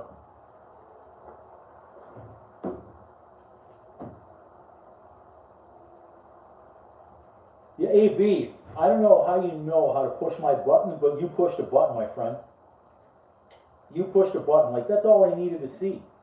And I wasn't going to. I wasn't going to be doing this. I was content. I had some of those chicken thighs left in the fridge from a few nights back. I actually ate a couple of those earlier on, and I had more left in there. I wasn't gonna do this, and then you just came out. It's like you knew what to say, just to get me out here to pick up more watch hours. Yeah. Well, at 100 they give that. I don't know if it's platinum or whatever award it is. I can't remember. That's at $1 million. They do something for 100,000. Well, thank you for joining. Thank you for the encouragement. I can't believe you guys all watch this shit that I call cooking in this kitchen. Hands hurt. Sean told me we had a fire in here tonight. So that's going to be classic. If that actually happens, and one day it might, I'll be looking down here and Sean will be saying, your apron's on fire, your apron's on fire, and I'm going to look at the camera dead in his eye and be like, fuck off, on fire. And then finally, when I feel the flames hit my ass off the apron, then maybe I'll turn around. That won't be as fun. So I know there's more people that are jumping in now into the live. You missed a great dinner. Go back. This is going to be posted in about 24 hours. YouTube will have the live show that's posted. You'll be able to see the recipe for the chicken, the fettuccine, the vile weed here, the spinach was just extra. It's really filler is what we like to call it. Get some greens on the plate. Really, Sean? Be a match. But the chicken recipe with Creole butter. Creole butter, easy recipe on my YouTube channel. Check that one out. It's fantastic with this chicken. And with pasta, it's great with steak. Use it all. Creole butter with chicken wings. Fantastic. That recipe is very easy and it's quick. You'll see the video out there. It's about 20 seconds, 22 seconds, I think it is. It's actually probably 21, favorite number. And once you've got it, just like I do, you wrap it up and put it in the freezer. So this log used to be about that big. And every time you're feeling the need for some sort of spicy food or spicy something, take out your Creole butter, chop off a chunk. Now, if you want to let it thaw for a minute or two, but not too long, chop off a chunk, wrap it back up, put it back in the freezer, and you don't need too much to make a great dish. Whether it's chicken, steak, it's great with shrimp as well. I love that. If you can put some shrimp and scallop with the Creole butter in a steak or chicken, amazing. We like that mixed in with pasta with the Creole, awesome. Yeah, if you think so, Sean, then let's get a match, buddy. Especially when it's live, I think that would go viral really quick. Yeah, you got to be ready. So that's the first moment. Yeah, shrimp, absolutely, Psycho. I think those would be great, wouldn't they? So apparently Mike is a shrimp king too. He likes the shrimp. Yep. Yeah, the shrimp with the Creole butter, I think, are fantastic. Shrimp and scallops. Those are really good. I like them. I like them a lot. I mean, this chicken too. So now, here's another one. Now you've got this chicken made. Sure, you can just have chicken. You can have it again with some more vile weed tomorrow and the next day. Have some pasta left, you can do that. Or now you could really kick it up. Get yourself a nice, or bake it, buy it at the grocery store, maybe a nice ciabatta bun. Slice it, a little bit of butter, toast it. Now you've got your chicken. Reheat the chicken really quick. Slice that open. We can add in some, you can do some more onions. I would put some onions in there, maybe some hot peppers, even though it doesn't need any more heat, but you could certainly do that. You want to add in some shredded lettuce and tomato. Make yourself a Creole chicken sandwich. Fresh toasted bun, heated. That's going to taste amazing the next day too. So it doesn't have to be the same meal. Once you've got something prepared like this, you can even do a chicken stir fry from that. Take one of those chicken breasts now, dice it up, do your bell peppers or whatever you like to put in your stir fry, but I like it basic with onions and bell peppers. Add that chicken in, do some rice, boom, new meal. So cook 4 chicken breasts, but you can have 4 different meals out of that same one. Yeah, the chicken might taste the same, but the rest of the dish, now you've got some, call it an audible right there. The shrimp po' boy. Yeah, the that's. We can even do some torpedo shrimp. I still have a bunch of cornmeal up top. I was going to make a corn dog. I had that Calgary Stampede. I think I could do it better, but a corn dog. I use the cornmeal for chicken wings. Creates a great crust on those chicken wings too. And then if you're going to deep fry, grate, or air fry, you could certainly do that. Those are good too. Yeah.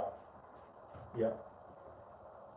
Oh, shrimp burgers. Yeah, so there's also Psycho. I have a recipe. I hope that's okay. Now I'm just calling you Psycho because it's easier for me. Shrimp burgers. So I have on the channel, and because they keep popping up as I'm editing and stuff, I have a shrimp sandwich. So it's a toasted, I've got, again, a toasted bun.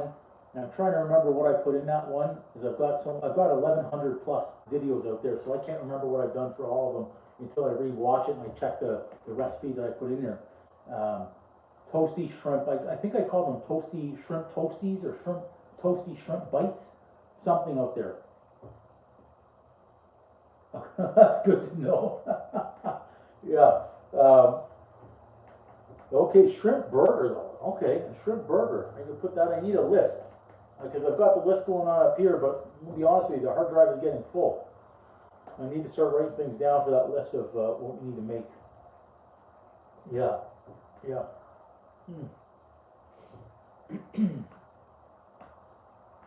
Yeah, I just keep hitting the button here on the side that YouTube says I should hit. There we go. I'm always worried that I hit the wrong buttons and I exit other things, but that's why I keep checking that one.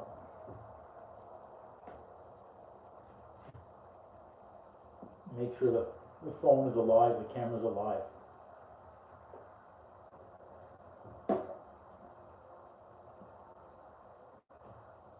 Yeah, I think we all do. If we're going to be making recession fighter food, getting things like lobster and incredible prices, even at the grocery store the other day, I was walking in the meat aisle, and one of the produce guys was walking around with his 30% off stickers, and he was checking the best before dates on all of his meat. So he's going through and he was seeing these things, and he just started putting stickers on different items. So I'm looking at the big ticket items though. They had some nice rib roasts and everything out there, and I said to him, hey, feel free to throw a few of those 30% off stickers on those. And he actually says to me, he says, well, do you have anything specific in mind? And I'm looking around going, well, if it's that easy, why don't you just give me the roll of stickers? I'll hang on to them, and every time I come in, I'll slap a sticker down on whatever it is I'm going to buy that day. All right, Psycho, thanks for joining. Dog duty's always fun.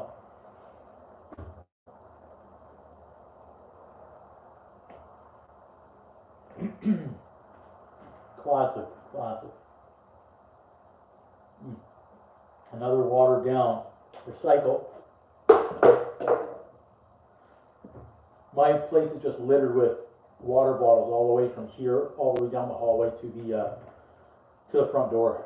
And every morning I'll kick a few down the hallway, I'll pick them up, open the door, toss them out in the recycling bins. Those are good. We hit a good meal. I'm gonna clean that up.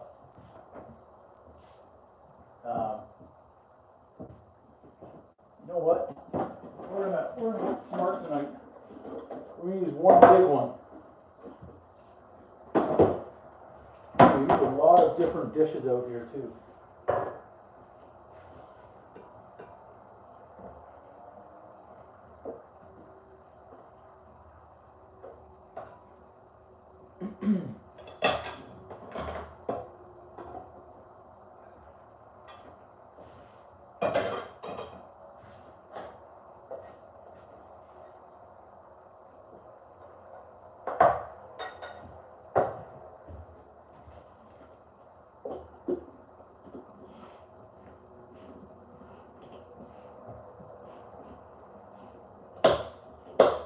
There we go. Set just like that. I will remove this.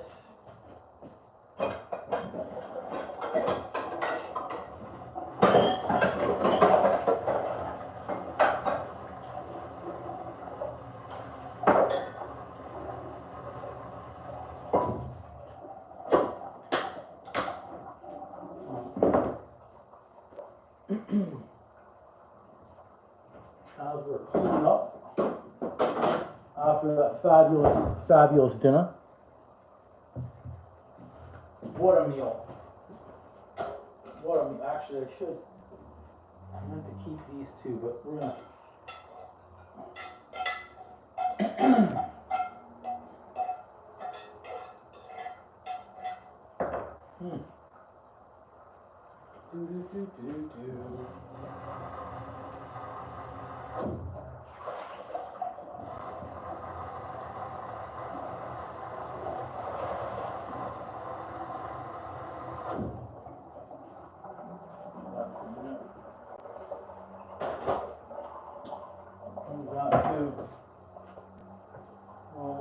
Almost done. Oh, another rant about housing and mortgages. Okay, well, I could, because I see so much going on LinkedIn especially. Just such awful, god-awful advice. And there's one broker out there, I'm not even going to say his name. He thinks he's funny, but he's really a piece of work, I'll say that. He's one of the ones who's freaking mind-fucking people and scaring them. And he thinks he's doing a good job, a good thing. I don't believe he is at all. And what I don't get about people when they're posting stuff, it's like they're freaking news reporters. Like, why are you reporting news that I already get? I still don't understand that. But housing market, I'm seeing people right now, they're pissed off at a realtor, they're pissed off at a mortgage broker, saying, well, this person told me to buy the house, and this person gave me the money, and now they're crying the blues because the house price is going down, they have to pay for it, and the cost to carry that home is going up because the interest rates are going up, and yet not once are they looking in the mirror and saying, maybe I shouldn't have gone into a bidding war to buy that house. Oh, but my friend told me, but my family told me, but my realtor told me, whoever it is, oh, they told them. No one put that, I don't want to say no one forced you to go out and buy that home at that time. Well, yeah, but prices were going up, I had to get in. Well, you had to get in, and now, unfortunately, you're in trouble because you can't afford to buy. And there's only, well, actually not only, I've got 1, 2, 3, I'd say at least 4 or 5 people that were going to buy homes, and whether they're friends or family is irrelevant, but they listened, and then someone made a decision on their own saying, this just doesn't make financial sense to go out and buy. And they said, I'm going to stay exactly what I have. And they did, and they're in a better position now. So as prices are coming down, no matter what some news people are trying to report, prices are coming down more than you might think, and there is going to be, again, wait to buy. Well, if you can afford it and you say, I want to, great. I believe that prices are gonna come down a lot more, Sean, I really do. It doesn't add up. People who bought the home for $1,200,000, $1,300,000, whatever the price was, and they bought it when the interest rate was at 2 or 3%, and now the interest rate is at 6 to 7. It's over double their cost. No one's income doubles like that. The average Joe. Now again, if you're an executive making 20 million as a CEO, that's a different story. So eventually they have to say, you know what? I need to sell. And if everybody on the street needs to sell, what does that mean for prices? That means they tank. And you're seeing it with that one screenshot that Mike had of price decrease, price decrease, price decrease, price decrease. Well, that means everyone on that street or in that neighborhood, wherever that was, trying to sell, and there are no buyers because the buyers can't afford those prices at these rates. Prices need to come down. So if rates doubled from where they were, let's say a year ago or a year change ago, how much do prices need to come? So people are still able to buy at 3%, they're still able to buy about 4.5%. Once we start breaking through the 5s though, when people really start pulling back, and then now we got mid 5.5 and 6, people are saying I can't do that. So if the breaking point was, yeah, exactly. And Mike, the price drops, remind me where to come back to with regards to those rates. The way the price drops are going to work, and I've seen it before, again, price drops here, one guy lists, next guy lists, next guy lists, just a little bit below, a little bit below. One of those has to sell. So if it's this guy, and then 3 more came through and priced here, well then this guy starts to go, wait a second, I thought I was going to be able to sell, I kind of sell too, he's going to move in line. And then they're all looking at the buyers, and the buyers are saying, I'm not buying, I can't afford to buy still at that price, I need prices to go down. What happens in the buyer's mentality is, wait, same thing as the seller's mentality, where the sellers say only going to go up, so they keep on raising prices. Well, now the buyers say, you know what, I don't think so, I'm not buying, I'm going to sit on the sidelines and wait for these prices to really, and prices eventually are going to fall off that cliff. I know, that's my own take. I don't care what the other brokers are really saying, I can do 2 shits. They're all feeding people a pile of crap. Show me one once that said, can you really afford this if rates go higher? And then you think they're telling the homeowner out there, oh, by the way, Mr. and Mrs. Homeowner, when you purchase this home, what if you need new appliances and that's 20 grand? Oh, what if you need to redo your roof, $20,000, $30,000? What if you get a leak or a crack, you got to fix the deck or whatever you have in the backyard, there's another 20, 30 grand. Houses are money pits. So if somebody already bought at their maximum buying capacity, and they have no other cash left, what do? They start putting all this crap on their credit cards. Oh, don't worry, you'll be able to refinance down the road. Yeah, not if rates have gone up and prices have come down because now you don't qualify anymore. Then they're screwed.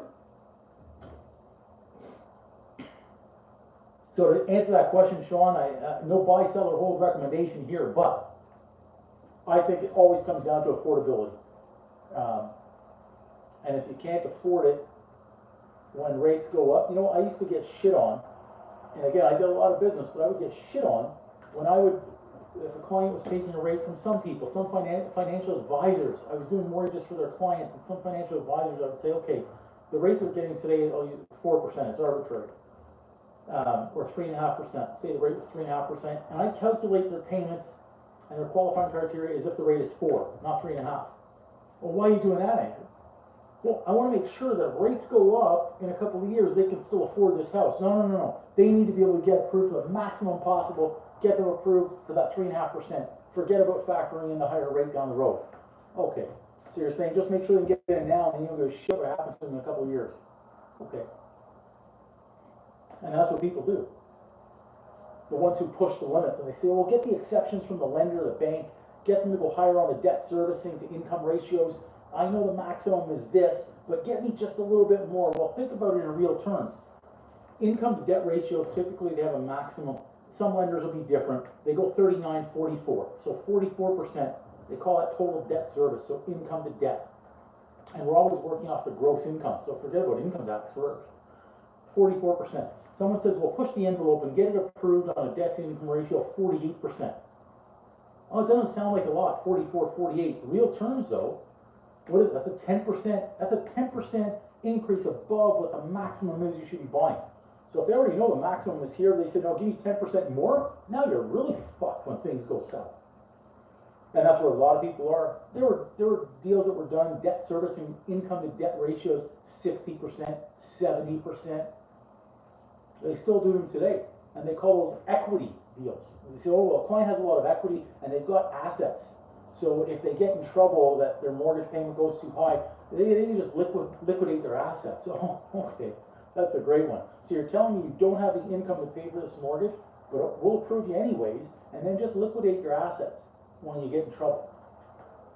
Great plan there. Sean, I think I'm just starting to get fired up about this. Oh, the cottage industry. I just saw that one. I was doing mortgages for people that were buying cottages north of $2 million. Whether it be Muskoka or wherever it was.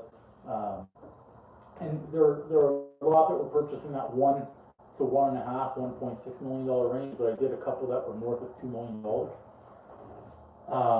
And people were taking out $1 million, $1.5 million, $1.7 million on a mortgage, depending. I mean, when it was higher than $2 million, it was tiered for the mortgage amounts that we gave them. And I think some of fixed rates, if I recall correctly, because it was a few years back, so they took them, which was great, but I'm still worried for them in a couple of years, once we get into 2025, 2026, and say, okay, well now you've got some decisions to make, because you took your fixed rate in the low twos. Now what, if they're still in the 6% range? I mean, you're a triple interest cost. So when you take 4% on, say, $1.8 million, I don't even know what that is. It's an extra 72 grand a year, roughly, in interest. 6,000 a month. Can you imagine? Now, maybe they could stretch out the amortization again, back to 30 years, that'll help offset. You can't offset an extra 6 grand a year, or 6 grand a month in interest. Maybe instead of 6 now, it's 4,800. That's still a huge, huge jump. That's where they say the payments will double and triple, and people will be in trouble. But yeah, the cottage, what's the first thing to go when times get tough? Toys. People sell the toys. So if their toys were, let's buy a cottage because we can't travel, let's buy a cottage because its prices will only go up. They buy the cottage, they overpay because the cottage industry had massive bidding wars going on. Now people get to the point where they say, shit, I can't afford this cottage anymore. Again, they get into the thing of, I need to drop it. Well, if someone had the wherewithal to sell a year ago, some of us did, a year and a half ago, again, the peak was early 2022. If they sold, great. If they still sold through 2022, still good. Even early this year, 2023, if they sold, starting to get stretched, what do they start doing is everybody at the same time, and then prices drop drastically. What really pisses me off, as I read today, the CEO of one of the real estate companies, one of the largest real estate companies in the world, is out there spewing the same type of BS. And I want to call him up, spewing the same type of BS. Well, we see the softening of the housing market. These are the same jackasses that said house prices by the end of this year were going to be this much higher. Oh yeah, okay. How is that possible? As everything else told me and others that things were going to go south, but they were still pumping the tires that they were going to go up. Really? How is that with affordability? Oh, there's still we think buyers are going to coming off the sidelines if rates just drop a little bit. Really? Unbelievable bullshit they spewed. Just be frank and honest when you tell me it's because that's your industry and you don't want to create a panic. Oh, I didn't say that, Mike. Obviously, you're reading the same things that I am. I think that's a joke. And that's not the first time that he's put something out there like that over the last few months, too. You're trying to pull the wool over people's eyes. You're at home, they can't afford to eat, and you're telling me you think house prices are still going to go up because immigration is high? Why not say that the inventory levels now are starting to go like this? Well, what happened? I thought we didn't have enough homes for people to buy. Really? There seems to be a lot of inventory right now, and people aren't buying because the prices are too bloody high, and the carrying costs are too bloody high. Okay, I listed a step ladder, actually right there, I'm looking at it right now, that's what, 6 feet, 7 feet tall? Nice aluminum step ladder. I listed it for sale, I have 2, I don't need it. It goes for Home Depot price, I think with tax is 120 bucks for whatever model I have. So I listed it for 75 bucks, great deal, great deal. And I don't care, it'll stay there for end of time for all I care. and I just saw another message pop up because I had it posted. I'll give you $30. I'll give you, this one was $50. I think you should just go buy a brand new one for $120 at the Home Depot. You're not worthy of getting the one that's basically half price. I know it's supposed to be a deal, but give me a break. Oh, someone listed something at 75. They'll take 30. Really? At what point did you think I was going to give you 55 to 60% off the price that I listed it? Yeah, I'm still thinking about that article I read today, Mike. And joke, man. Those are the things that really get me. Yeah, man, oh man. The mortgage rent while I'm cleaning. Sean got me fired up. It's just he lit the fire. It was like Andy saying, "Hey, I think you should do it live." He just knew how to push my button. Now Sean knows how to push my button for mortgages. I feel bad for some people, man. They're going to get those rates. Oh yeah, say firm price, no negotiating. Okay, I'll do that because that's what a pain in the butt that is. When people are asking, I've got a lot of apples there. I got to make a lot of apple stuff. Yeah. I think, Sean, if you're looking at buying, having a powder dry right now is the best option. Because if things do go south fast, which, look, we're basically now middle of October, right? Call middle of October, and we're seeing a lot of listings. People are not going to buy, I don't think, and I'm not seeing it in the numbers. They're not buying because they can't afford it with the rate, and it's not only the rate that they get of say 6 to 7%.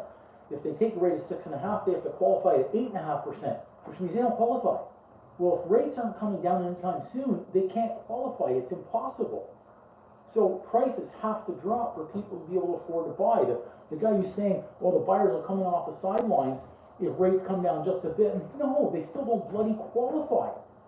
So if a rate drops from 6.5 down to 6, 0.5% drop, again, we've only seen them go up at a 0.5% drop. It's not going to happen overnight. They still have to qualify at 8. Well, they don't qualify at 8. We already saw that earlier on this year. They just don't qualify. So until that rate drops down to say 5.2, 5.1, because if it's at 5.2, 5.1, they're qualifying at 7.1 or 7.2, then there's a little bit of breathing room in there for them from where we're at now, the 8 to 8.5. So I would say keep the powder dry, we need to hit rock bottom first. And I don't know if rock bottom is going to be in the spring, say March, April, May of 2024, or if it's going to be in the summer or late next year. I think recession has to hit first. That's what I think. Or people just need to throw up their arms and say, I can't afford the house anymore. I need to sell it today. I drop the price 100 grand or 200 grand, wherever that house might be. Yeah, I don't know. I know when I spoke with people at RBC over the last few months, they're all forecasting like 12 to 18 months from now. So yeah, that means you get through the end of 24 and into 25 before they start to see a recovery. I trust what the bank says, the one who lends the money versus the one who's trying to push the frickin' drug of a house sale. That's what I think. I just do that on YouTube. Yeah, I did. I did it again. Oh, and even, if you mean a new home, like a brand new build, I'd be very cautious with that too. Just in terms of the amount of down payment or deposit you need to give the builder, there's only a certain amount that's protected or insured. So I'd be aware of that, and I'd want to be buying from a bigger builder that actually has the money. And I say has the money because remember, yeah, I believe that too, Mike. Big downturn in 2025. It's happening already. People are starting to panic. Think if they have a home equity line of credit, a lot of them on the home equity lines of credit are paying over 8% for those right now. Massive. They had home equity lines of credit, they were paying 2%, now they're paying over 8%. So you imagine if you were carrying, let's say, 500 grand on a line of credit, and you go from an interest rate of 2 to 8 just to keep the numbers a little bit easier, an extra 6% on 500,000. What's that, 30 grand a year?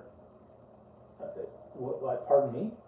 You know, it's how much? That's $2,500 a month extra that they didn't have 2 years ago. Yeah, so Sean, if it's new build, yeah, I'd be waiting on that, I'd be weary. Because builders, remember, they're borrowing money to build. They can't borrow, because if their commercial rate is even higher, they're saying it's too expensive to build. I'm not gonna build, they're gonna wait. They're gonna cancel projects. Yeah. Yeah. Oh, man. Whew. Should have eaten all those greens. The over-under, whoever put the over-under out there right now is looking pretty good on the greens. Yep. Oh, that neck's getting sore from the crouch with the camera. Yeah, a lot of mortgages might, I mean, 2018 was a year that they started a lot of mortgages. I remember 2018 through 2019, and 2020 was the lull, the first half anyways, when COVID hit into the summer. But then once we got in towards the, let's say, June, July, August, things really started to heat up. 2025, baby. Man, again, people have mortgage rates, fixed mortgage rates south of 2%. That right now they're going north of 6. That's the perfect storm, man. Again, just add south of 2, north of 6, call it an extra 4%, easy. Imagine those people that bought that house in Stony Creek, for example, for 1.3 million, and they took out a mortgage for 800,000 or 900,000 or a million, whatever the number was, and you add on 4% interest to $1 million. I get it, you'll have paid some down in the last 2 years when your rate was south of 2%. I understand that, but I'm just using rounding figures here. Add on an extra $40,000 a year in interest. Oh, like what? I know someone who's renting right now pays just over $2,000 a month for a beautiful place. Again, they can't raise the rent. 2.5%. They said, how much is a $750,000 mortgage going to cost me? I said, well, your $750,000 mortgage on this end is going to cost you just under $5,000 a month. And I said, and if you're buying a house, heat and hydro property taxes, even if your taxes are $4,800 a year, so called 4 bills a month, and your heat and hydro, just say $200. You're at about $5,500 a month to go and buy that house, and yet you're paying less than half that cost of rent. Why would you buy it? It doesn't make sense at that kind of rate with that kind of price. No way. And think then if someone were to buy a condo and they wanted that same mortgage amount and they're already at $5,400, throw in condo fees another $1,000. So you're telling me I'm going to go from paying like $2,000 a month to $6,500 a month? Yeah, that's a wise investment decision. But listen to the realtor, they're telling you, oh, it's always better to own. No, it's not. It's always better to do. It's better for your pocket if you can financially afford it. And then it might be better to own. 4,000 in Caledon, yeah. It's sick. What's happened to prices, man? It really is. I think we need more rental housing. I wish they would cancel the things like the Airbnbs, where everything's on a short-term rental crap, and get it back into people who need to rent or lease a home or a condo again. I think that would be better for everybody. What do I have? 4,000 out there. That's incredible. Yep. I just had a piece of dead skin come off from when I burned the roof of my mouth earlier on. Yeah. Yeah, it's a tough go, man. It really is. And I feel for some people though that were sold a false bill of goods about buying their first house and getting involved in the bidding wars. They didn't know any better. They were just sold the dream. I'll get out there and buy that house. Don't worry about it. You'll get approved. And then now they're left holding the bag. It's always somebody being left holding the bag. It's never the big boys. Always the little guy that gets left holding the bag. If you watch Margin Call and you watch The Big Short, what they put in those movies, man, is so bang on from what I've experienced working in the industry 25 years. I see it so much. Someone is always left holding the bag, and it's always the little guy. Never the big lender. Never the big lender. So it's something that started as a cooking show, and now we're on to real estate, housing, mortgages. So if you're joining it live, we've got a great recipe, or we had a great recipe. Put a comment down there if you have a question. Feel free. Ask away. That was more dead skin from when I burned the roof of my mouth.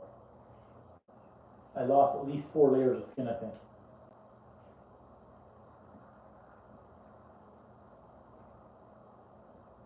big chat going on too. And there it is. Yep.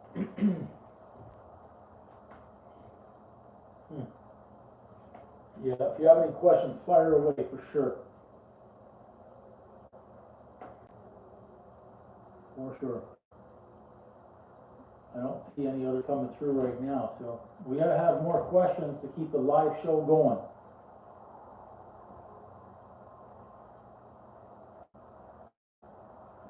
We still need a few more subscribers. Thank you, man. You've kept it going too. Still looking to pick up 16 more subscribers today. We've got an hour and 6 minutes, and we need 16 subscribers. Yeah, my cousin actually buys and sells boats as well, Mike. He's in the car business, but he does boats. He does high-end cars and boats. And he stopped buying boats, because he saw this coming as well. He stopped buying boats to keep an inventory. What he would do is certain high-end cars or boats he would buy when he was easily able to flip them, of course. And he has been in the business a long time, and he's very wise and cautious too. And he saw this coming, the same thing. And he stopped buying that type of inventory so he didn't get stuck with it. And yeah, there's a lot right now.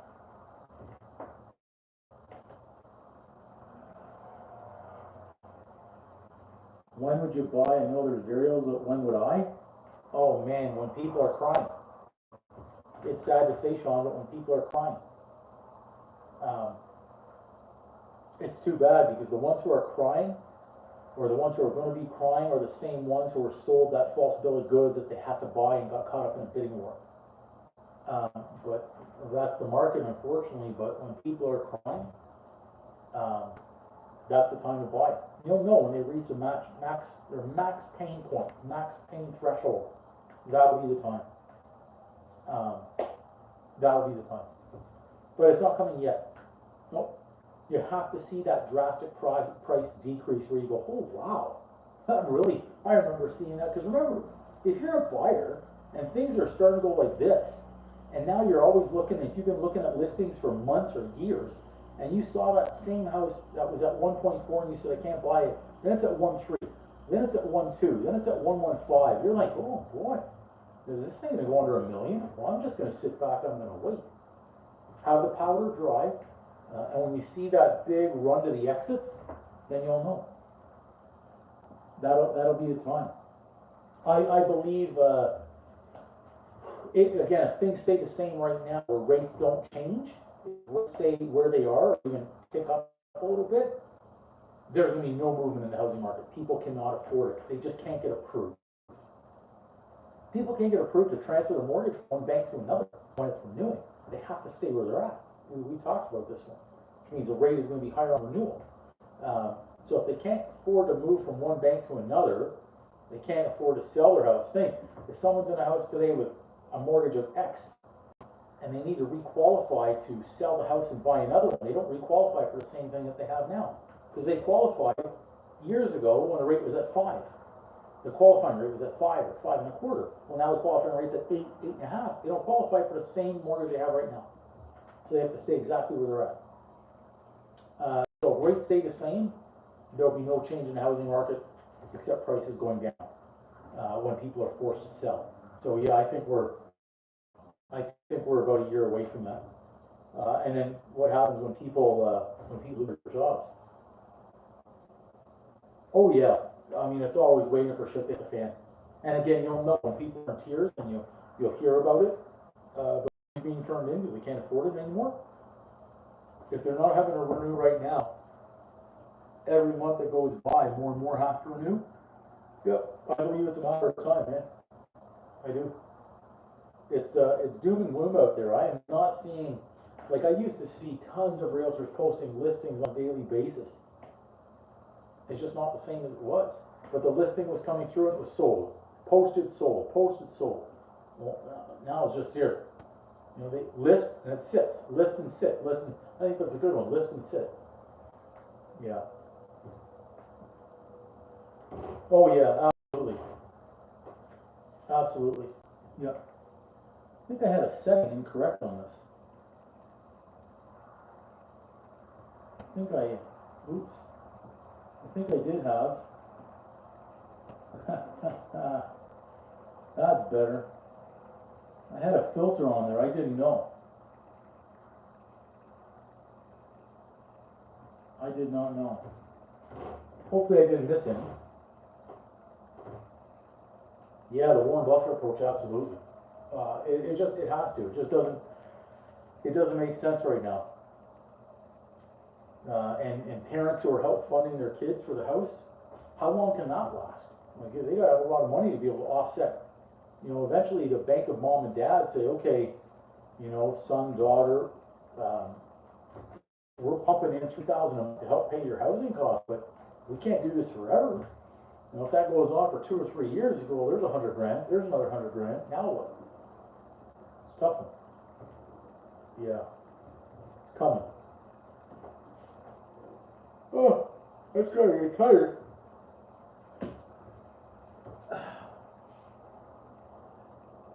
Yeah, when I see it happen, Sean, I will let you know. And then, but just keep looking at listings like Mike had there too when he showed you that. That says it all right there. And so keep those 4, and then look a month from now or 2 weeks from now and see. Just do a search on those same properties to see if they're still listed and what the price is from that photo that you saw. 1 trillion in wealth transfer in North America. Yeah, I mean it's already in progress, but yeah, over the next X amount of years for sure, the baby boomer. So there's certainly money out there, absolutely. But people with money never like to lose it. They have to keep funding the debt though.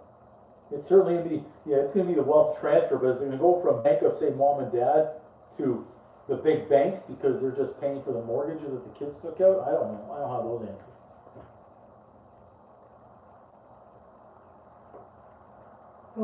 I just want people to stop selling the bill of goods. Again, where are all those people that were pushing their friend or their family member to go and buy that house? Where are they today?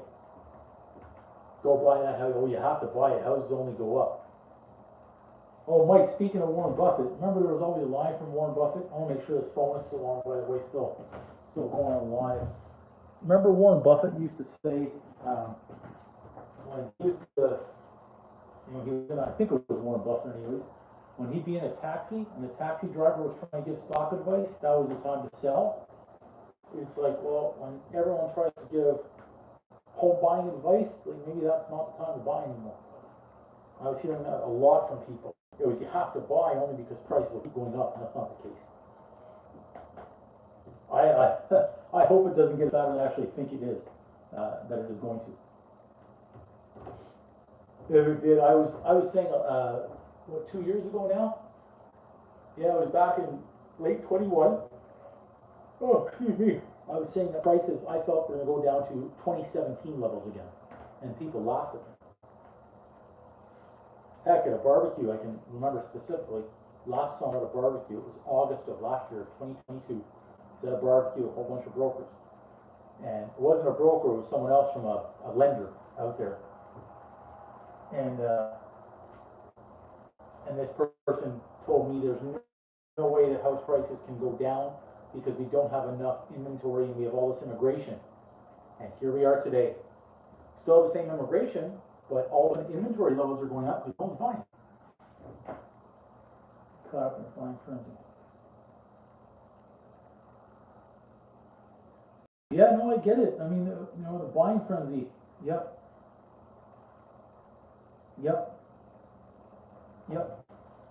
Again, if someone bought pre-2017, they're still fine with regards to the value of the house.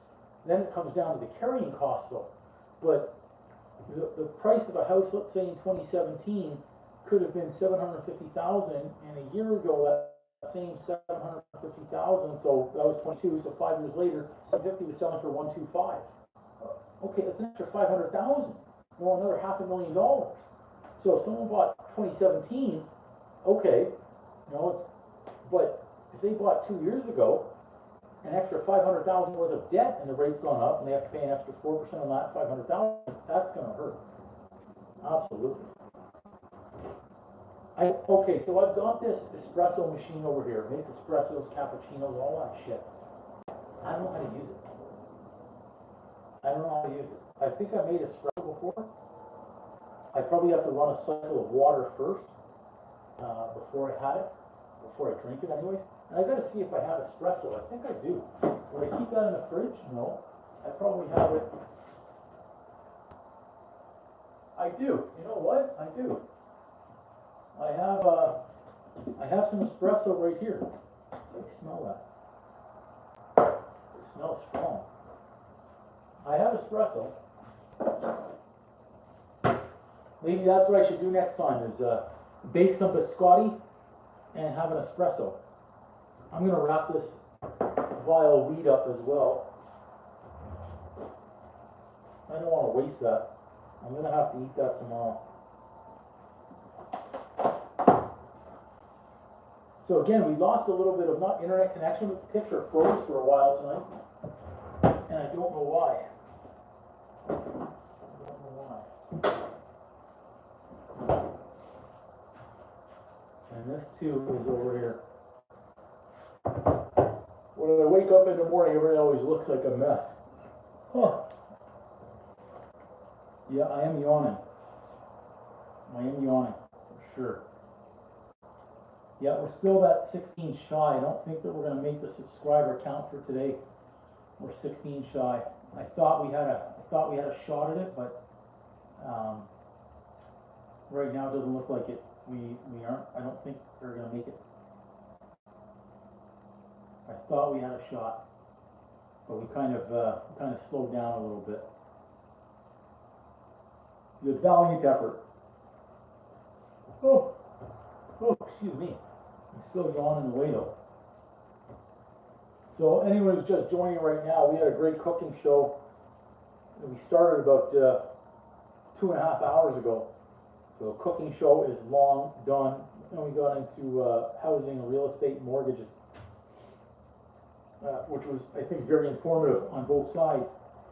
So if you have any questions, pop them down in the chat. If you're new to the channel and you're watching a live cooking show right now, do me a favor, hit that subscribe button. It's right down there. We need a few more tonight. We still need a few more. Well, I know people are joining the live right now. I know you're coming in, you're watching, new viewers. Do me a favor, hit the subscribe button. I'm going to watch right now and see that you're going to hit the subscribe button. Come on, somebody subscribe. We need somebody to subscribe.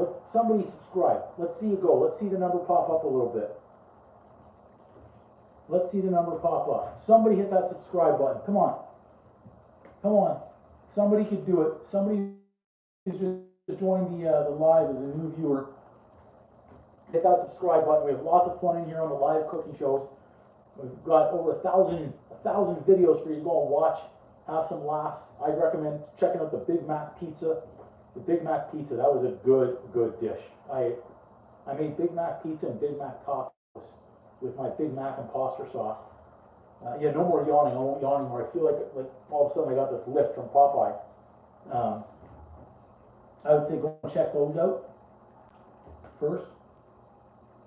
Apple peeling, another good one. There's a lot of good ones out there. The Santa Claus ones, though, I think are pretty darn good. Santa Claus was looking to give his candy cane to Mrs. Claus last Christmas, so I would check that out too. But yeah, if you're new to the channel, hit the subscribe button. It's right down there. It doesn't cost anything. There's no cost to subscribing to the channel.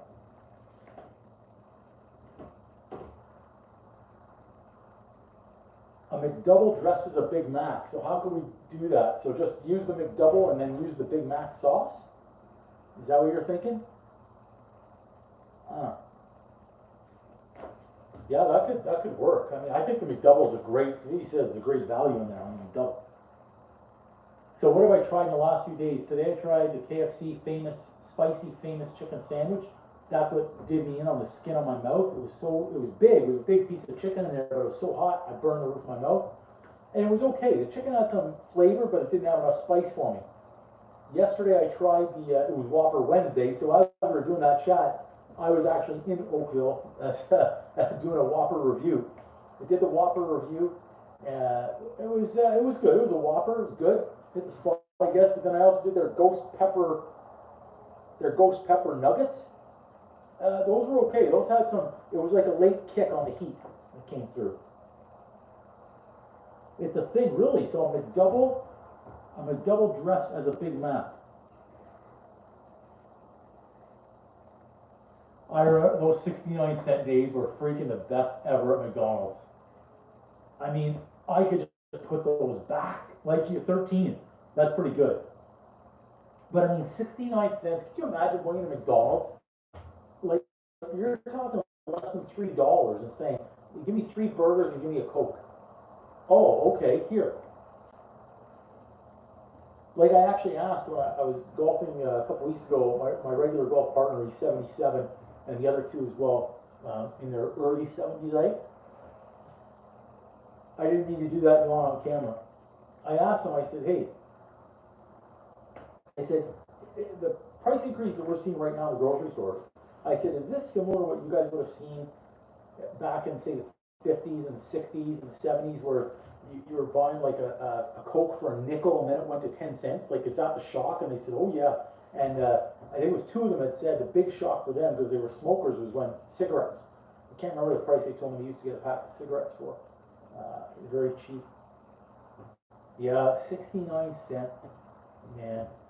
69 cents. We were probably at the same freaking McDonald's, Mike. 69, yeah.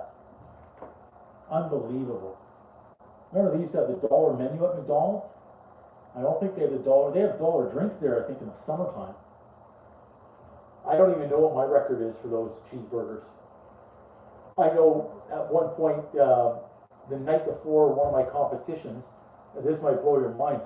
So on the lead up to the stage day, I'll be doing a carb depletion. So we started that, I think it was 10 days before stage day. So carb depletion, and then I think it was 3 days before, and also water depletion. That was like 7 days before, so led up to it. And then in the last 3 days, my water consumption, like I was having, when I was water loading, whatever those big, the big jugs of water you get for the machine.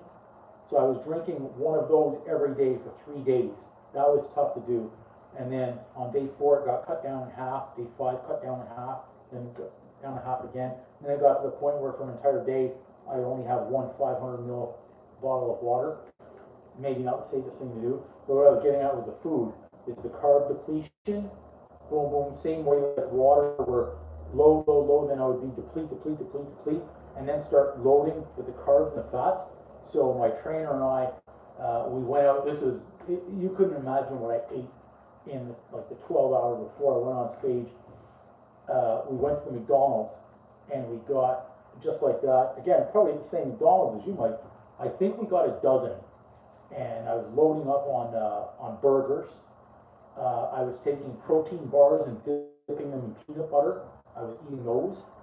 I was doing chicken. Man, what else did I have? I can't remember what else we had at the time. But that was all the same. Like, we went in and just got the bag. And he told me that wouldn't do the same thing today. The same type of training kind of evolved in 20 some odd years. But protein bars in peanut butter, like uncoated. And the burgers, that was insanity. I remember doing that at the drive-thru on, I think it was on Sandalwood and Kennedy. I think that's the McDonald's that we went to in that drive-thru at like midnight. Picked up a dozen of those and took them down. And when it got to the point where he said, you can't eat any more, excuse me, I just take off the bread and I was just eating the meat whenever I could. Yeah, those were the days. Yep. Oh yeah, I think then the day of, I think we went to Denny's, I think it was. I don't know how much I ate there. I really don't.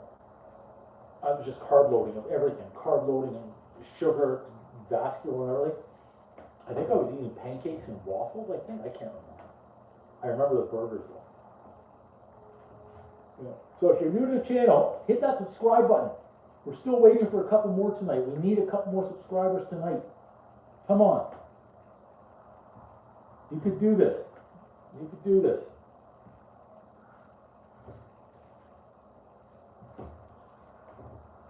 Eventually I'm going to have to call it a night and go to sleep. You can only wait this out so long.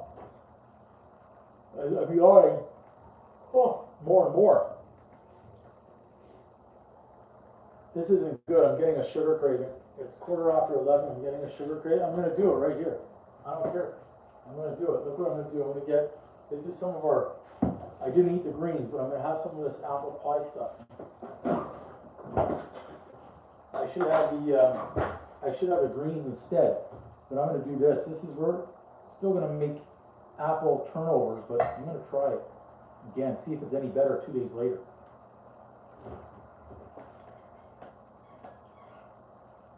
This is so good. This is the apple pie filling. I would use this for apple pie, apple turnover. It's basically apple and sugar and cinnamon and nutmeg. I mean, how do you get better than that? This is freaking incredible.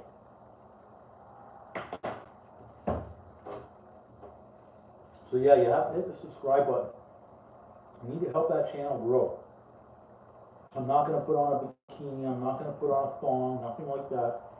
We're growing by cooking. I'm going to have one more spoon of this and that's it. This is addictive. This is really addictive. Wow. Sugar and cinnamon and apple. Okay.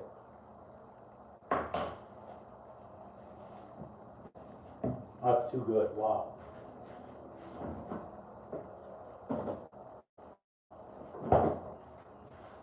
All right, it looks like that's it. No more questions. I don't think we're going to make it for new subscribers, any more new subscribers tonight, but we needed a few more. We just didn't get them.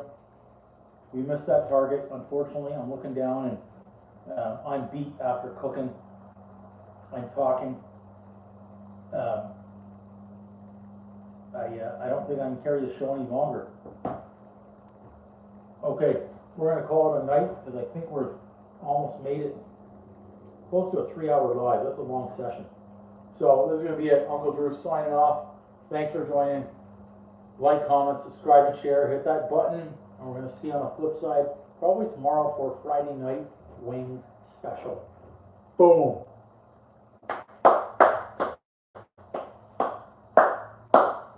You too, Sean. OG, thanks for joining. Mike, thanks for sticking it out. I hope you didn't fall asleep on the couch, buddy. Because if I stand here any longer, I'm probably need some more of that apple pie filling. But I keep seeing subscribers jump in and out and viewers jumping in and out. And that's what keeps me going. That's what drives me.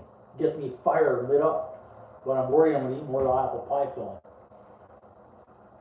As opposed to that spinach and stuff. Okay, if no questions come through, then I'm going to call it quits. I'll do a countdown of like 10 seconds.